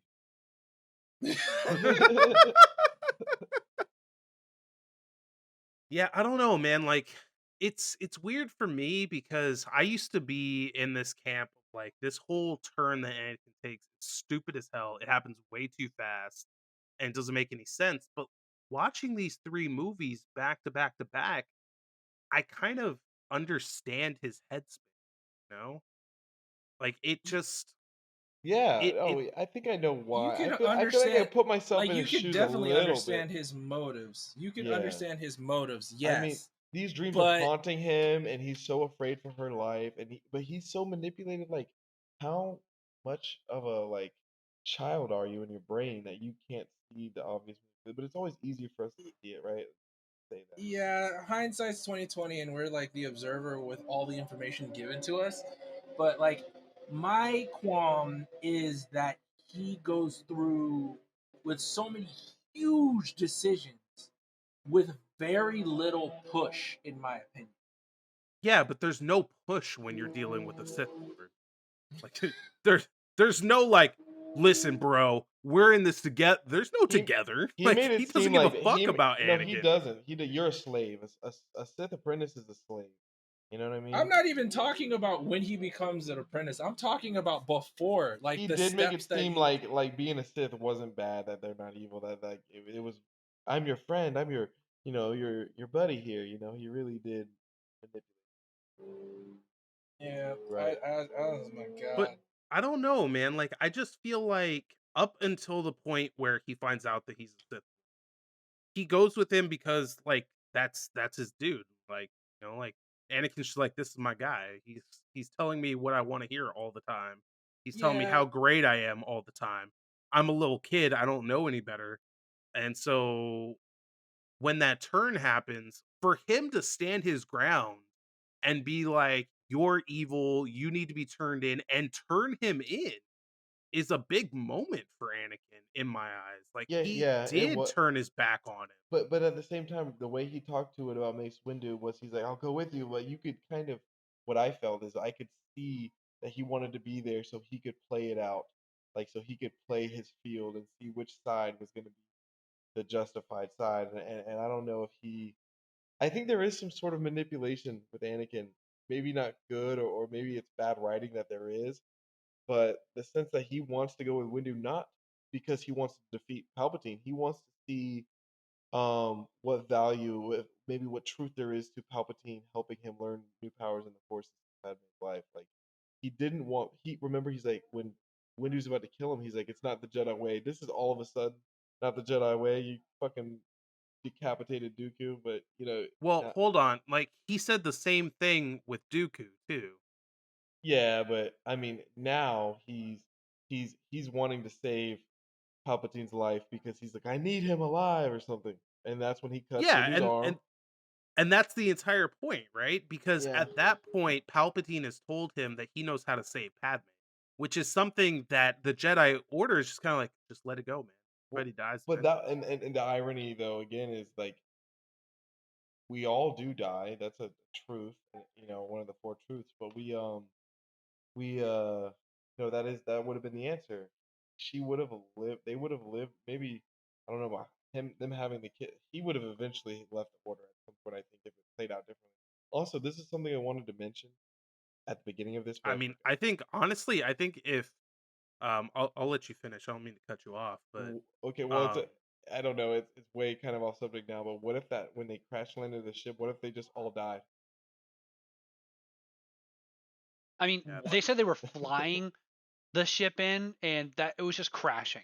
There was no flying it in But to the like, place. they were surprisingly calm about it though. Like it crashes well, and they just kind of go, "Whoop, okay, well, we're good." well, Anakin said he's like me. The ability to be able to fly this thing or not is irrelevant. Yeah, He said but that. like to my point, I think like if it had gone differently and they had just arrested Palpatine or even just killed Palpatine, he's gone. I don't think Anakin leaves the Order at that point. I honestly think that that's the elimination of all the problems that Anakin really No, has but in he his still head, and has he can. babies. He still has babies, and he's still a conflicted person. He might be Yeah, as but Jedi he have children. Like you can't. No, they don't. It's not. Yeah, he's not the only Jedi to ever have a kid. No, but Like it happens, those but Jedi had left the Order though. I mean, you don't lose your Force powers once you fucking leave the Order. You know, we talked about that. He would have to. he, They can't have him being a Jedi part of this council, like not following one of the main fucking disciplines, right?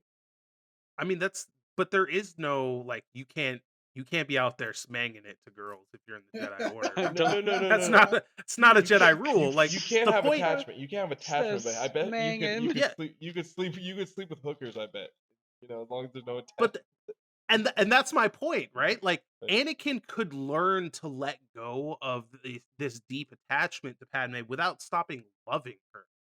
Yeah. Like he could learn to be like she's gonna die one day, and I have to live with that, I and guess I can live you with make that. up a great point. Like I guess You're Brutus just get saying married. how flawed, once again, that the council was. No. They were flawed because of that. It's Yeah. not even, but I don't even think it's that they're flawed. Like they are flawed, but I think the bigger problem is just that Palpatine is on the other side telling him everything he wants to hear. Right. Like Yeah. he's telling And him the True. like counts.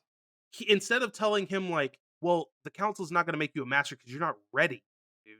He's over there telling him the exact opposite. Like you're totally ready. This is bullshit that the council's not making you a master. They're going to regret this and blah blah blah blah blah. Like everything that's the Well, worst he thing wanted him to imaginable, but is exactly what he he wants. wanted Anakin to he wanted Anakin to confront Grievous, or maybe he didn't, but maybe he wanted to use him not confronting Grievous as another thing to hit Anakin against him.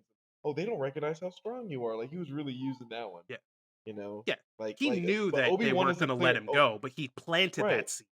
right. Obi Wan is the clear choice because Obi Wan's the only one who has repeatedly gone toe to toe with Grievous and survived. I mean, Grievous would in their battles in the Clone Wars, Grievous is always retreating from Obi Wan. So Obi Wan Uh, always has him on the ropes. You Speaking know, of which, as a callback to our conversation last week, there's a lot of hands getting chopped off it's a this thing. It's a episode. thing they do. Yeah. There's a name for it. I just don't remember what it is. I'll They're find it. disarmed, literally. Well, no, but there's Well, like in the a case of martial Dooku, arts it's like you term never saw that this they. I mean, coming. you got Dooku, Windu, Anakin loses an arm. Who else loses something? I'm sure. Do one of the Anakin Jedi? loses his other. Dude, I'm so glad you brought that up. Did nobody else watch that scene? It's like, how did he cut off both his legs and an arm in one He had One swipe? stroke. he had the high He's ground. that good. He had the high ground. He's That's what that good. happens. He showed the true power of the high ground. That's To be on, like, if you think about it, if you just do a That quarter is circle one crazy. way, That is crazy. you can get all those limbs in one Oh stroke. yeah, because he's flipping too. So you got Anakin up there doing a flip. So maybe he caught him in such a way that one swipe Like, took him off. That would yeah. be a really And bafflingly left. precise swipe. It's Obi-Wan. He left him with the It's Obi-Wan. he left him with the That's all you need to know. with the robot arm, like to cut off all the arms, and still he's gotten he He's like, quadriplegic. wait, not the real arm. There we go. he became a quadriplegic with that one move. You know what I'm saying? He was already a paraplegic. Also, like, he got set fully You ablaze, wanna hear the and word? he's just totally fine. Like, the word? Oh, yeah, You want to hear the lava? the word for it? It's called chomak. No, it's to dismember your Oh, opponent as a Jedi. It's a technique called that sounds like chomak. Klingon. Translates as to It does. otherwise maim. It to otherwise maim, targeting legs, limbs, That or straight up appendages sounds that like will a disable Klingon your. word. Sindralic. That's the quote from Sindralic. He was the sword master at the Jedi Temple. Huh. Anyway, shit. What was that? What was I gonna say? Playing on Damn it! thing. Now I forgot. Fucking Chomok. Damn Chomok. Well, we were talking about slicing off limbs. Oh! He gets set fully on fire. His entire body is on fire. Like no collapsed lung or nothing. He's just totally fine after that. It just kind of disperses after a second. And now he's like, I hate you, bro. Oh yeah, right next to the lava. That was pretty messed up.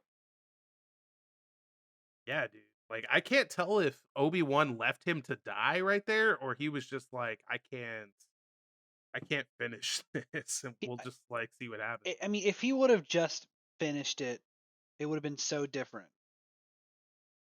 You know? Maybe. I mean, the honorable thing to do, I think, would have probably been to finish him and not let him die there, right? Like, I don't know, a little dishonorable to just let him sit there. He should have on fire. No, he should have. I mean, is it dishonorable at that point? Like, we're talking about the guy who just murdered a bunch of children. Yeah. Well, yeah, he definitely assumed that he died, but he didn't, give him the whole. I don't know. I've been playing too much Ghost of Tsushima, obviously, because I don't let any of them guys crawl away. I need that resolve. That's all I got. I always finish mine. Yeah, I need every ounce of that resolve. Don't worry, I'm finishing off all my enemies. But I do want to say I think that the Anakin Obi-Wan duel is the best duel in all of Star Wars. Lightsaber duel. I agree with that. I don't think there's a better one. Hard to beat. Yeah. And that includes the movies we have not talked about yet. For that movie. It's incredible. The movies that shall not be named. I just can't deal. But you're right, dude. That entire battle on Mustafar is incredible. Awesome. It's awesome. Speaking of which, hold on. I have a. Wait, where's my? Is it quiet? He's looking up something. I had a note. Oh my god, where's my note? I don't know. Oh well. Never mind. Mustafar is a very active planet for just being a moon next to a normal planet. Like it's unnaturally active. It's a volcano planet. The whole planet's an erupting volcano. Yeah, but something has to give it that energy, Like there's it's just weird. Like I thought it was its own planet, maybe like just it's volcanically active because of a number of reasons, but it's a moon. With how vast the it is? Yeah, it's a moon. In actuality is, I guess there's what planet? Are you sure about that? Mustafar. When they first went to Mustafar, they showed an image of the planet zoomed out, and it was orbiting something else far larger, but it wasn't orbiting like a gas giant or something. It was orbiting another rocky planet. I don't know. The only thing I can see about Mustafar is that it's a planet. But anyway, did you know that Mustafar used to be like a lush world full of plant life and shit? I did not. Like it apparently, if I remember correctly, it got like knocked off its axis or something like that, and that's why it became this like lava world of destruction and chaos that we see in this movie. But like back in the day, it was like this lush world full of plant life and all this. It was like a beautiful planet. So, John, you've been unusually quiet this episode, man. Like, well, that's because I only have very few gripes, but they're like the main focal points of the movie. Like, I understand why I hate the movie now. As to like just me having unnatural. We agree with you with all of them. Like an unnatural like hate for the movie. Yeah, exactly. But again, talking with Dean, like I can see where Anakin's coming from. I still can't agree with how he got there. Like, if I was put in Anakin's position, first of all, there's not that many people that I have just that unwavering amount of trust that if you tell me to murder someone in cold blood, like that's just not going to happen. I'm going to question that. There's so many times Anakin should have questioned the things that he was being told. Like he can question everything the Jedi Masters are telling him, but when Palpatine says anything, it's gospel. It's the word of God. It's unwavering truth. And that's something I couldn't really get behind. Like regardless of how of his state of mind or how much he felt about Palpatine, like even if I had a father figure, hell, even if my own father, who I love and like respect and am jealous of and has created a whole bunch of different issues in my life. Never mind. But I'm saying if my father was Palpatine in that scene and he told me to do that, I would have been like, hold up, no, that don't seem right. That this does not seem like you. Are you a Sith Lord that I didn't know about my whole life? Like literally, I would start questioning shit. Yeah, of course. They didn't do they definitely didn't do a good enough job of expanding out the relationship between Palpatine and Anakin. Like I said in the beginning of the episode, they needed to have something along all three, well, really not all three, but the first two movies to go into more of the personal relationship and how Palpatine was like a father figure to Anakin, and he was that he was like your friend's mom that you would tell your issues with your parents, like, oh, my mom grounded me because of this, the other day, and then your friend's mom was like, oh, I would never do that, that's ridiculous, I can't believe that, and you're like, dude, your mom's so cool. Maybe an awkward analogy there did directly happen, however. So that's just that's just the way that I see it. It's implied heavily, and Dean mentioned that it was implied enough for him to believe it here in the third movie. I think I'm pretty close to that, but I agree that they should have done a lot more to expand that personal relationship between Palpatine and Anakin to make it a little more believable, because he just Yeah. kind of just goes along with everything Palpatine says, and you're just kind of left wondering why at certain points.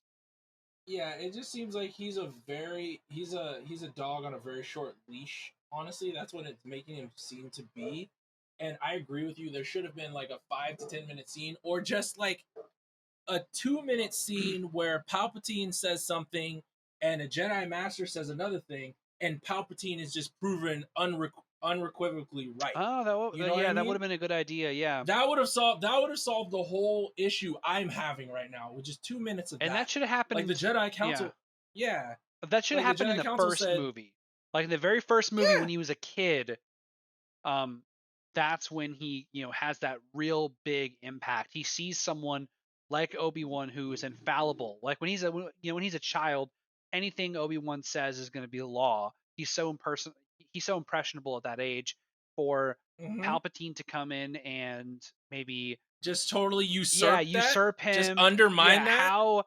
How impactful would that scene have been, explaining his influence or his inevitable influence over Anakin? I think that would have been critical.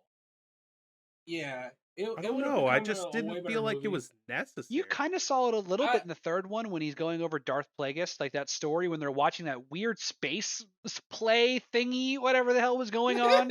where they're all talking all slow and like it's like Uh, kind of seductive, and I'm just like, what's and happening? I loved how Palpatine's like, I don't like leave this. us, and everyone just shuts up and leaves like immediately. Yeah, they're watching like this weird space Cirque du Soleil Dude, thing. you know what it looked like? It looked like freaking, oh my god, what is it? It looks like Blitzball in Final Fantasy X. Yes, it It looks does. like It really dude, it does. looks like they were watching Blitzball. Are you kidding me right now? It's so, but did y'all ever hear the tragedy of Darth Plagueis the Wise? just straight, he just randomly segues into it. I was like, okay.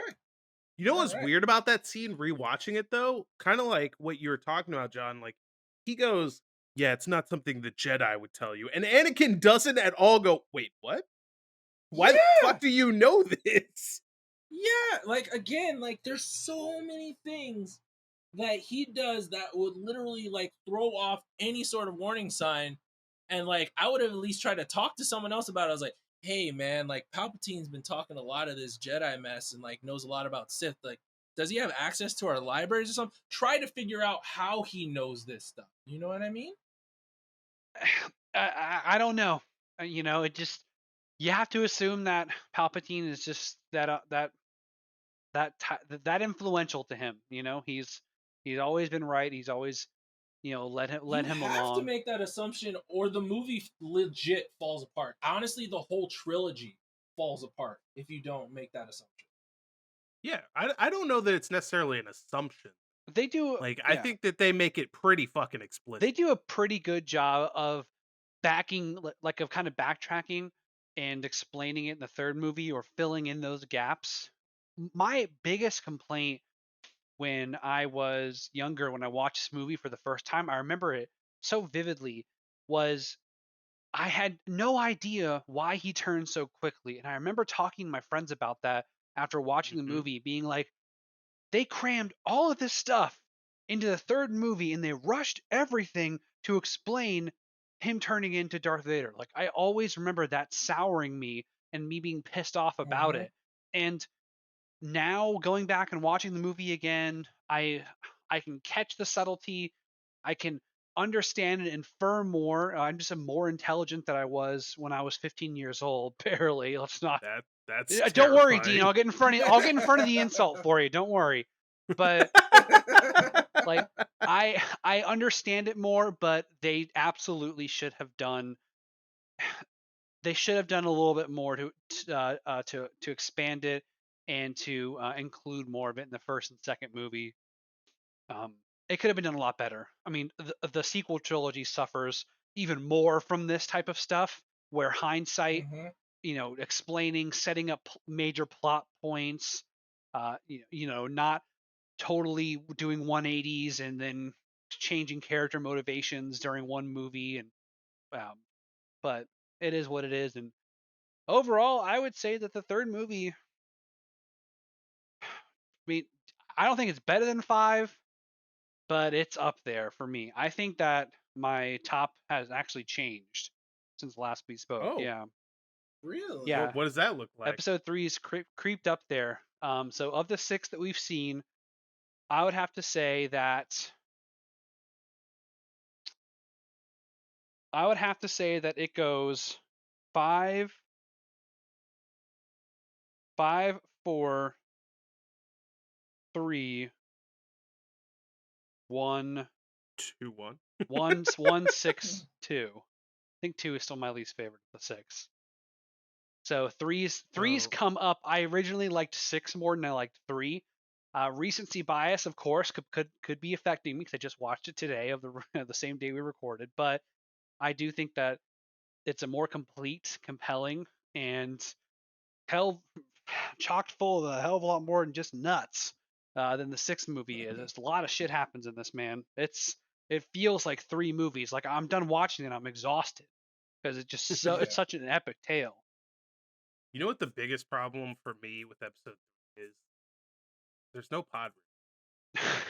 Like nowhere at all. Not a single pod was raced. They replaced pod racing with amazing fight scenes. Let's get that out. Yeah, that's basically what saber it was. racing. Oh yeah, that Palpatine face movement when he stabbed people. Oh my god, I just rewatched that too, and I'm just like, God.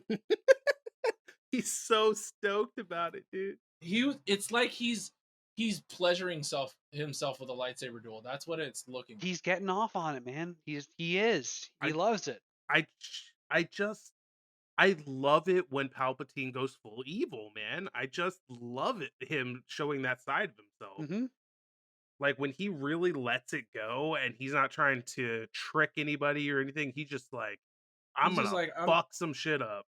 Yeah, he's done with all the pleasantries and like all the manipulation and everything. He's just like, this is who I am and I love it. This is the skin. I can finally be this me. Is the skin I live in. Yeah, I can finally be myself. Oh, this is so good. Oh, you know how long I've held this lightning back for. It feels good to release it. Dude, that smile that he lets go when Vader's losing his shit is the creepiest thing. Yeah, And it's it so really good. Dude, is. It's so good. Palpatine's so happy in this movie. There are like 10 different scenes of him just being so happy and proud of himself. Like he's, it's really happy Palpatine kind of movie. It's a tragedy everywhere else, But but Palpatine's having a but ball. but for every time that Palpatine like cracks a little smile and is super proud of himself, thinks he's won, there's also no. Nah. Yeah. Like that's the thing that Don't gets me kiss is like me. how does that not like get anybody? Like it's like he just dropped a whole octave and his voice totally changed and it's like you don't even be like, that's an interesting sound voice. It's like, no, that's an evil voice. That's all Yeah, that you is. don't do There's that in normal conversation. Yeah, you don't. Yeah. It's like Dude, my absolute favorite though, like I wish Anakin had been there to see it because I would have loved to see how that played out. But when he's talking to Windu's, I am the Senate. I was like, yes, that's my favorite Palpatine right Mhm. there. yes. Like no bullshit, not cutting any corner. Like I am the Senate. I mean, Mace was justified, man. Killing him, he was right. He He totally owns. was. And He owns the He could have courts and tried to everything. play it off, dude. He could have tried to be like, I don't know what you're talking about, man. What do you mean you're gonna arrest me? Instead, he just went, nah, fuck this. I'm the Senate. Get the fuck Yeah, out of my chamber. His plan. His like- plan D is always go full Sith. yeah, and exactly. And like in that one scene, it shows you a lot about Mace Windu, about like how at the beginning of the fight when they were bringing him in, is like the Senate will decide what happens to you. But after he fought him and saw him take everybody down, he's like, okay, we need to take you out right now. Like you have the Senate in your pocket, you have everybody fooled. Like we can't take that chance. Yeah, and then that obviously conflicted Anakin, and Anakin disarmed him. Screw Anakin and his conflictions. All right. He makes a really great point though, because like while Anakin is technically correct, if they take him in, what are they gonna do?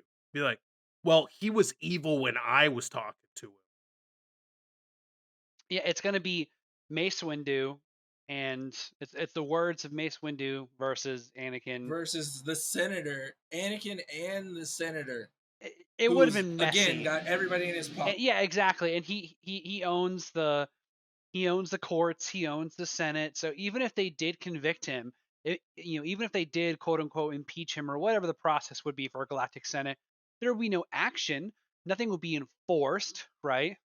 If it even got that Yeah. far. So Windu probably, in that 0 hour, probably made the right call. I think he made the right call, but that just, I think Palpatine, I really do think that he still had those moments orchestrated. He still knew and had contingencies for those times. He's like, okay, I think someone's gonna come and try to turn me in, and Anakin's gonna be there, and he's gonna have to make a decision. And I think that Palpatine also had a plan if Anakin was like, okay, all right, yeah, go ahead and kill him.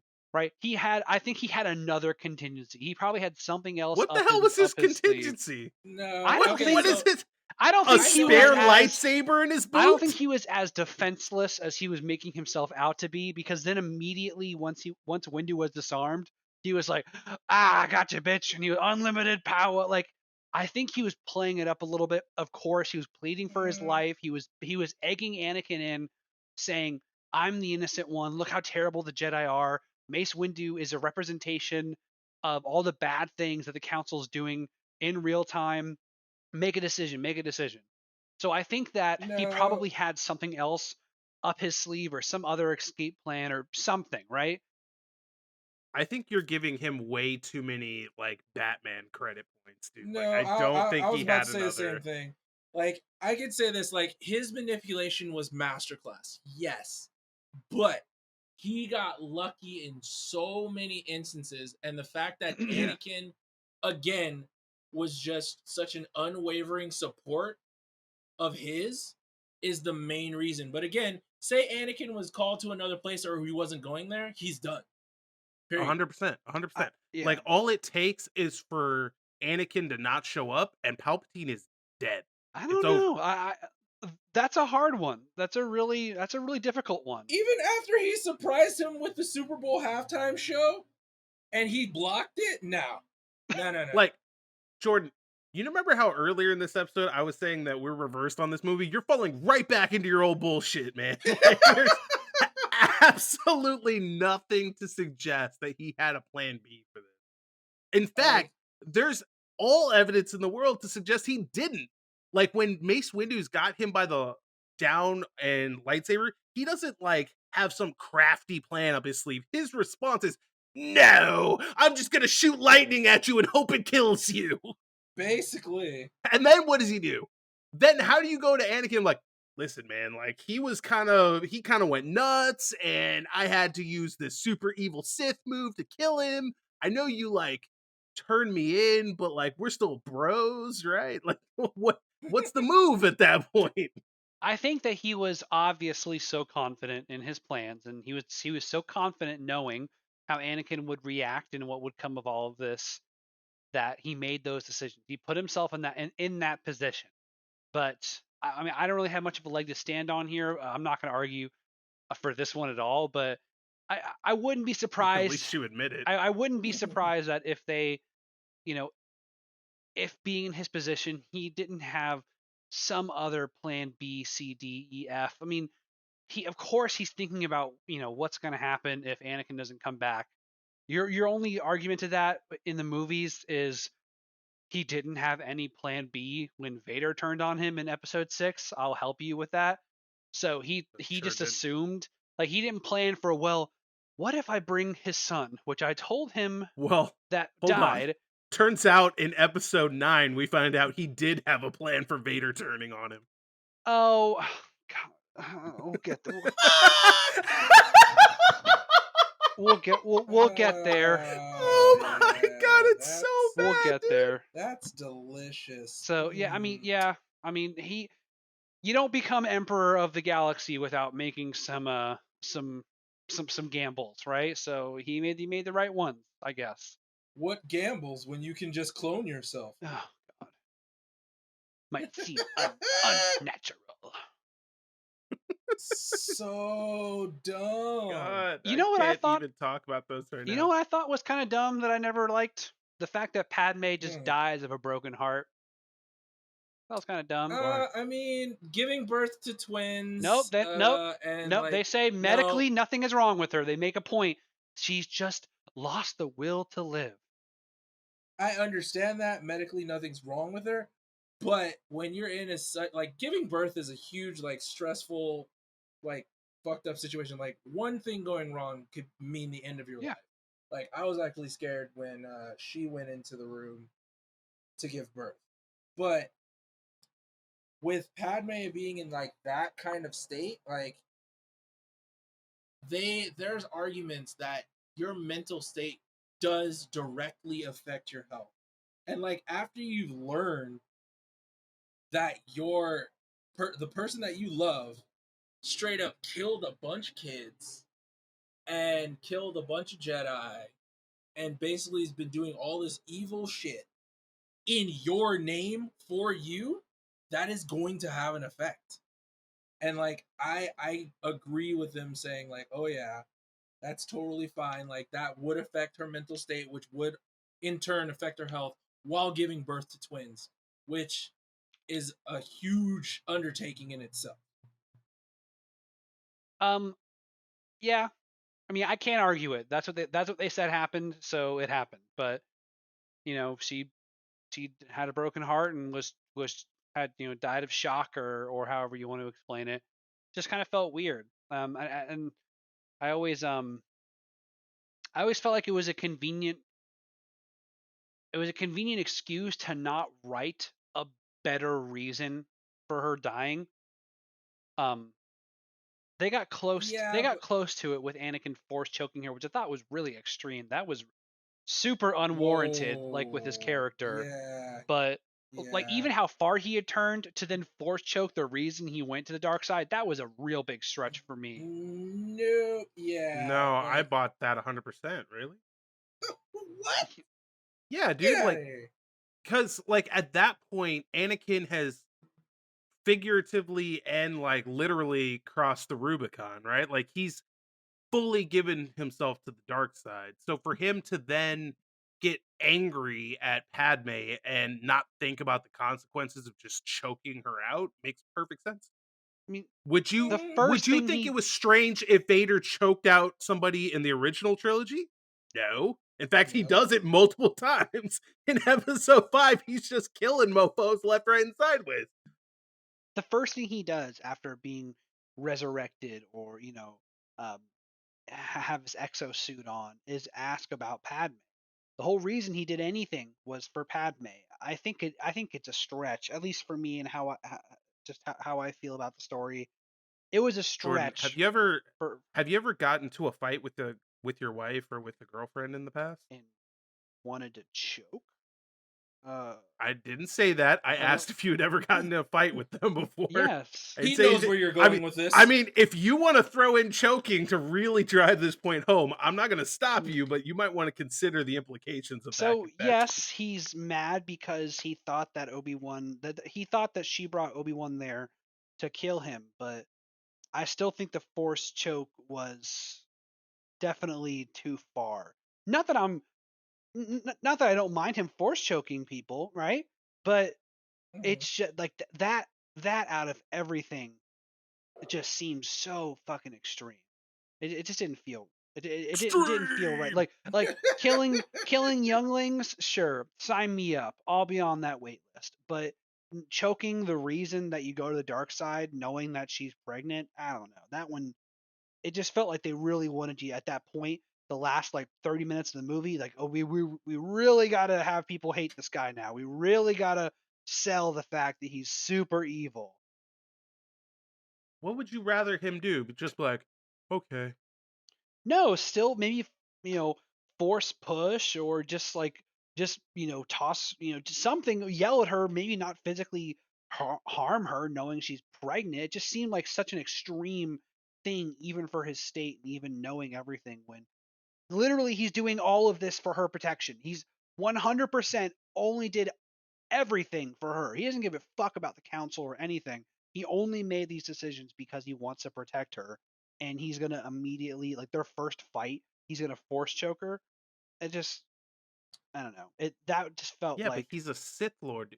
Like, it's Mm, like it'd be like if Palpatine had a wife and he gets met. Would you be surprised if Palpatine was willing to just choke his woman? it's different. It's No. different. No, it's Yeah, It's not. very No, different. it's not. The only reason it's you think it's different is because an hour ago Anakin was like, "I love Padme so much, Just Yoda. because, What do I yeah, do, but just man?" because he But accepted the he's dark, crossed the line. It's over. yeah, but just because just because you're using the dark side and you're now crowned as a Sith Lord doesn't mean you become a different creature. You don't Are change. you sure? Because 10 seconds after he goes, "Yes, I will be Lord Vader," he goes, "All right, go to the Jedi Temple, kill everybody." You got I've it, already bro. complained. Oh, I've look, already there are complained kids. about. I've Psh! already complained about that too. But I mean, But that's what I'll happens. believe that before I believe that they would have no. legitimately. But this is my point. Like we're talking about a character who 5 seconds after he goes, "Okay, I'll be a Sith Lord. I follow you. Whatever your teachings are. Blah blah blah blah." Then goes and kills a bunch of kids. You're telling me that that guy is it's too much of a stretch for him to choke out Padme? Do you think he would have killed Yes, Padme if because Palpatine ordered it? That's a really good question. that is I a huge good question, but that's I what I'm talking don't about. think so, but I honestly don't know. I don't know how that plays out because like if the whole crux of him going to the dark side is for Padme, right? It is. Everything he And does then is for her. Everything. right. Well, not really. Like him killing a bunch of younglings has no bearing on Padme except that Well, Palpatine told him to. no. So, all right, this is what I'm talking about. So, I can see him choking Padme because at that point when they're like fighting, he sees as me against everyone else. Like nobody thought I was good at, and like he's like, oh, Padme's joining their side. All right, I get it. Not under the pretext of like, oh, I accept being a Sith Lord, so anything that Palpatine says to me is the word of God, gospel, and I will always do. Because he becomes that just for Padme's survival. Like he literally says, you have to heal Padme, you have to protect Padme. And he's like, sure, I'll do it. You're a Sith Lord now, so you have to listen to everything I do, and I will heal Padme as long as you listen to me and obey all of my orders. Right. That's what I mean. Like under the context of him being a Sith Lord, and it's like, okay, like fuck it, I'm on the dark side. Like I'm just gonna do it. I'm just gonna do my own thing and just use my dark powers. No, it's more of he sees now Padme is against him as everybody else. The Jedi Council, Obi-Wan, everybody's just been against me this whole time. Palpatine's been on my side. That's why I'm with Palpatine. Palpatine's always looked out for my best interest, you know? Right. I can understand it from that point. Right, and that's the exact point that they're trying to make. So you buy it, is what you're saying. I can understand where they're trying to lead you to, but again, like my problem was before he got to this point. Like he didn't question anything before he got to this point. That's my whole problem. But my issue with that argument isn't so much that like it doesn't make sense. Of course it makes sense. My issue with that is like that is the character that he is. Yeah. Like I understand that like logically some of the things that he does and agrees with, and the fact that he doesn't understand that Palpatine is obviously manipulating him. Like when he's just like hardcore blowing smoke up his ass, and no point does he go like, come on, bro, like I'm the best Jedi you've ever seen, really? Yeah. Like Yoda's sitting right there. Are you sure about that? Like he has no fucking humble bone in his entire body. Yep. None. But like nevertheless, that's the character we're presented. So like it just kind of is who he is. Whether or not he's a good character is a totally different discussion. But that is his character. I was surprised actually when Anakin and Padme were speaking in Mustafar. That like literally he's the apprentice of Darth Sidious for maybe a day, half a day, and already he's like, we can overthrow the Emperor and we can run things how we want. Like, damn, that rule 2 comes in quick. Like he's immediately plotting his demise. Yeah. That kind of shook me. I'm like, God damn, he doesn't even freaking have his own red lightsaber yet, and he's already thinking about that he can murder Sidious and take over the Empire. Not that happens ever, but yeah, pretty shocking. But that's all I have to say about the movie. I don't have much more. I think we went over most of it. I think so. What about you, John?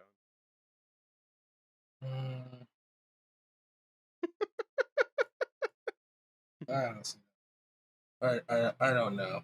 John, do you have an order for the 6 that we've watched? My order is 1, 5, 4. So your order's wrong? Let him finish. Fuck you. 1, 5, 4, 2, 3, 6. Damn. Yeah, your order's definitely wow. wrong. Very different. Holy shit. Very different. That's how I feel about that. 2 over 3. That's just I can't even fathom. Like even having issues Actually, with Anakin yeah, you're as right. a character. No, like, you're right. No. Switch 3 and 2. Switch 3 and 2. I still. Yeah, that's a little bit better. I mean, But you still can suck it on what you just said.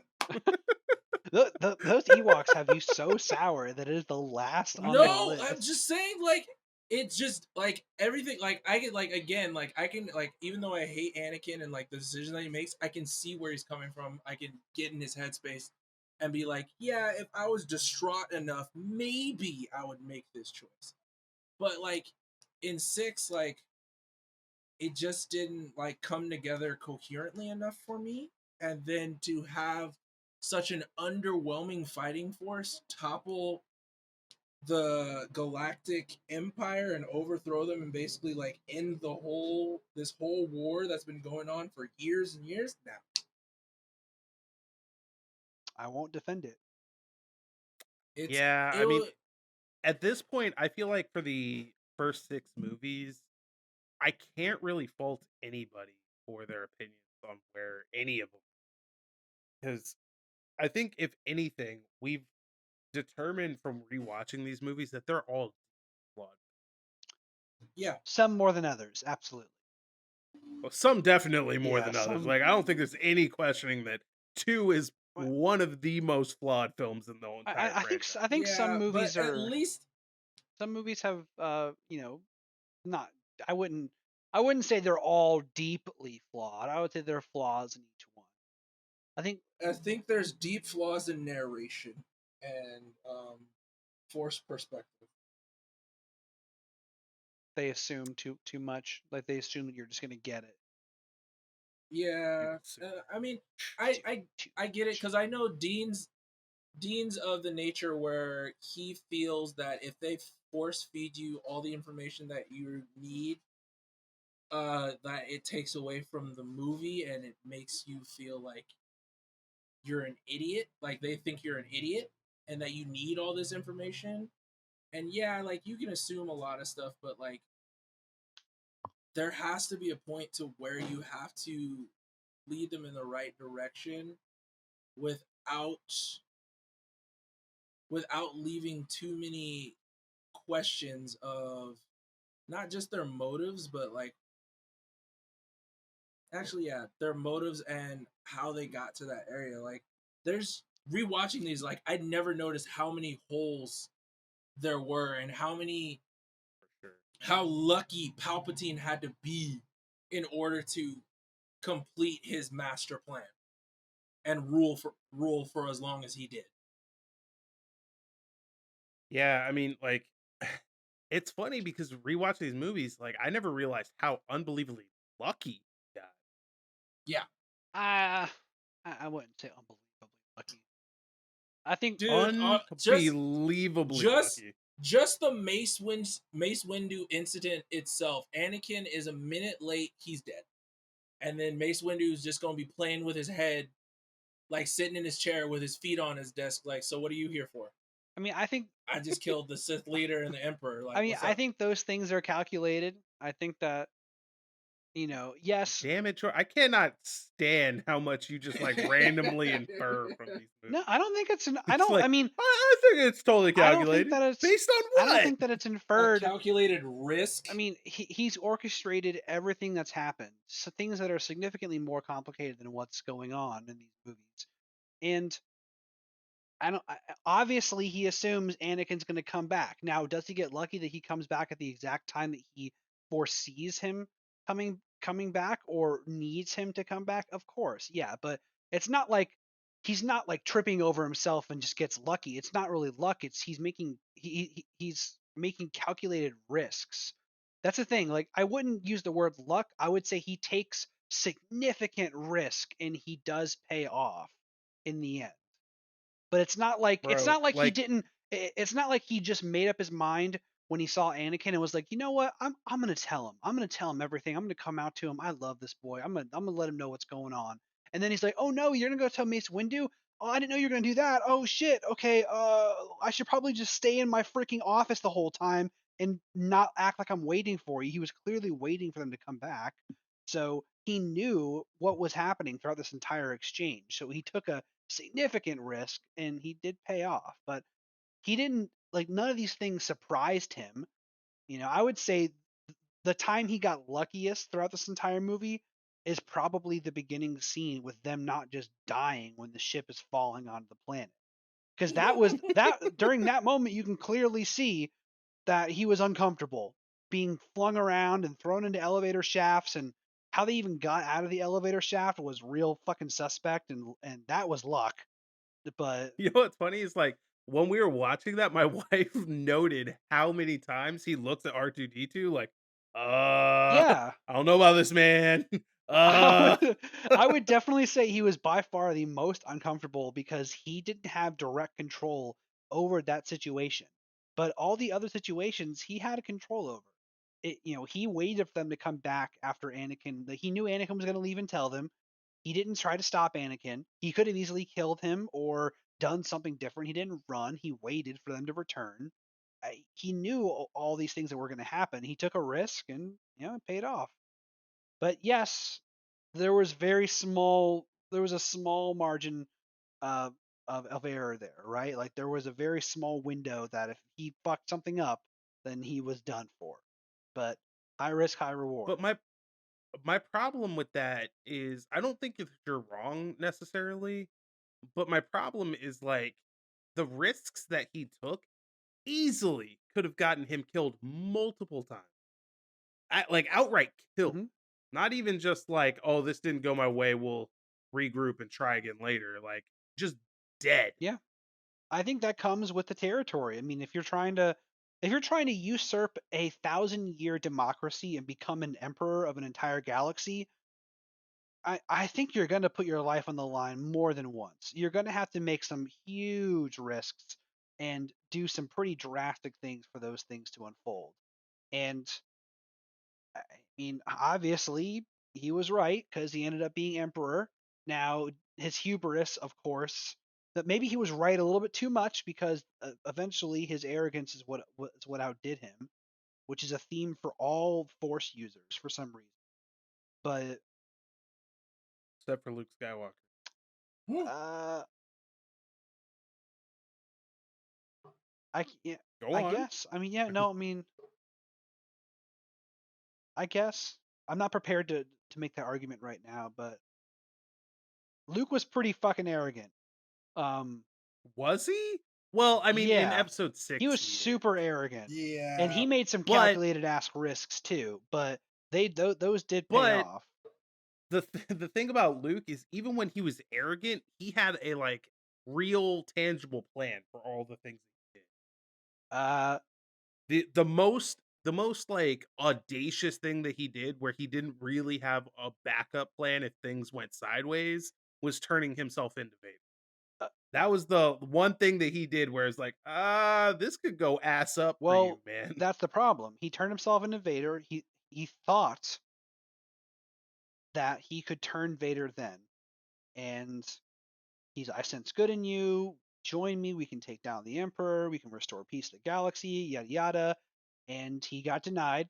And then he was brought to the Emperor, and then that was like the next half of the movie was him with the Emperor. But after that moment when he turned himself in, he had lost all control because the rest of the movie was just the Emperor grinning his ass off, showing Luke out the window. Ah, look at your dumbass friends. They didn't see this coming, did they? Like he was wrong every step of the way. The only thing that saved Luke, the only thing, was that he was right, and of course that Padme was right because she said it too before she died that there was good in Anakin, and that ultimately saved him. But if there wasn't good in him, if he was just like, I'm actually super evil, Luke would be dead, the Empire would still reign, and he would still be a grinning bastard. You're right. Although it's worth noting that his plan was to turn himself into Vader because he felt the good in him and he knew he could turn him, and he was right. Yes, he was ultimately So right, but that was I mean, talk about taking risks. That's a hell of a risk right there. He was as close to death as you could almost get, and Vader you're picked him right. up and chucked him off the side there. But he was not in But control of anything. He just had a feeling. He had an intuition that turned out right. But I mean, he lost all control when he turned himself in. The rest of the movie was just just out of his realm. I wouldn't say that he lost all control. Like during the fight with Vader, and I guess you could call it a fight with the Emperor, like he wasn't not in control. He just kind of lost Palpatine. But um like he was totally in control with the fight with Vader. um, To the point where he's just like, I'm not fighting you, dude. I got this. It's not happening. I mean, he was in control in the beginning. He was in control of his emotions, And oh, you want this here, or with the Emperor stroking his lightsaber, taunting him, strike me down. And then he eventually gave in and did it. Vader stopped him. They started a duel, and he eventually won. And you could argue that he used a little bit of that anger to beat Vader because he was hammering down on him when he chopped his arm off. Yeah. But I don't know. But to your original point, like arrogance was certainly not his undoing. who? Luke. Oh, I mean, I Because don't think your original statement was that their arrogance was the undoing of all the Jedi, but like it was not if I his said undoing. He all, definitely had if some. I said all, I'm wrong. But I think what I said was definitely a trend among Force users. Was what I said because That I agree with. That's obvious. Right? yeah, so they get a little bit of Force power, they get arrogant, terrible things happen. So if I said all, then I was wrong. But I mean, that's a lot of Force users. You know, they definitely turn arrogant. Yeah, I mean, I guess that's why so many are seduced to the dark side, right? Dude, if I was a Force user, I would be a Sith. There's no way I'd be a Jedi. There's no fucking way, dude. Yeah. There's no way. I would be such a great Sith, man. I would love that. Stupid. I would be a badass Sith, bro. I would be such an awesome Sith, man. I'd be old. I would have wrinkles and shit. I'd be like, I'd be 25 years old, and I'd be more wrinkly than Sidious. I'd be so evil. It'd be so freaking awesome. You just be in the mirror practicing your cat. Dude, I'd be in the mirror. Do it. Like Do it. different. practicing your inflections. Practicing my evil Sith voices, like just at the grocery store. Like, all right, we need bacon, eggs, and let's also get some pancakes. Like just like randomly throwing it in there. Like, I don't think we need any Oreos this week. Do it. Yeah, right. So Good. stupid. Good. But that's all I got. That's all I have on it.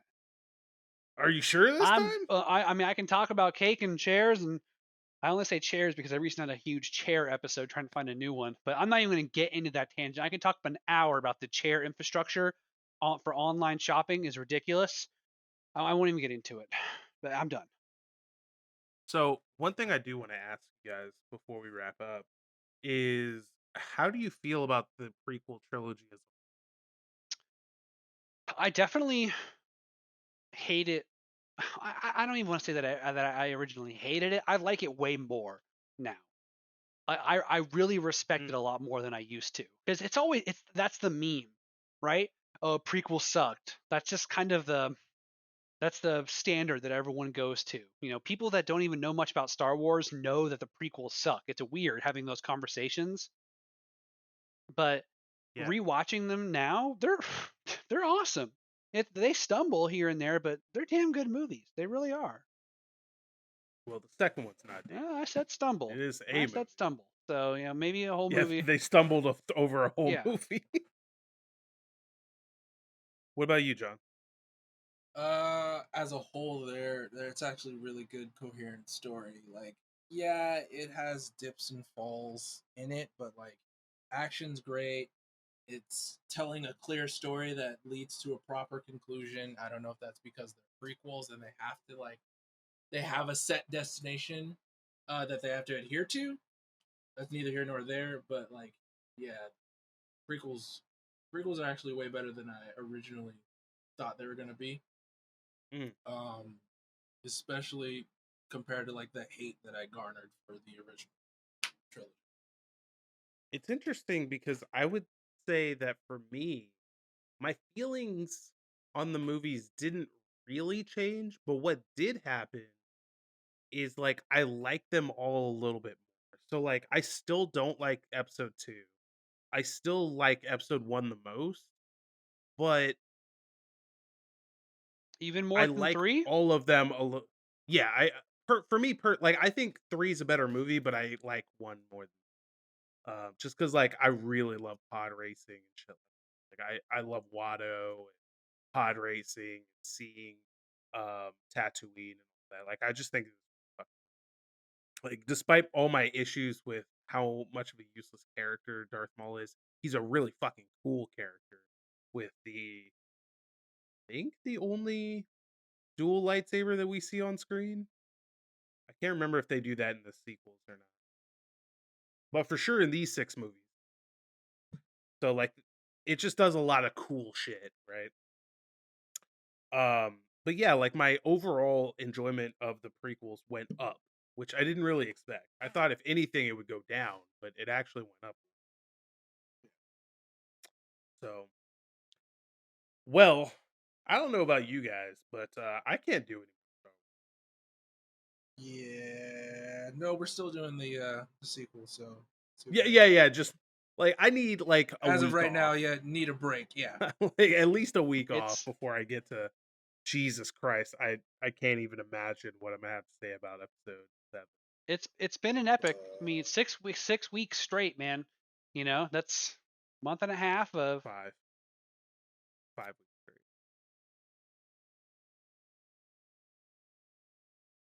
I think I broke Jordan I maybe I'm because we did episode 4 in week 2, and then we got back to Star Wars 5. okay.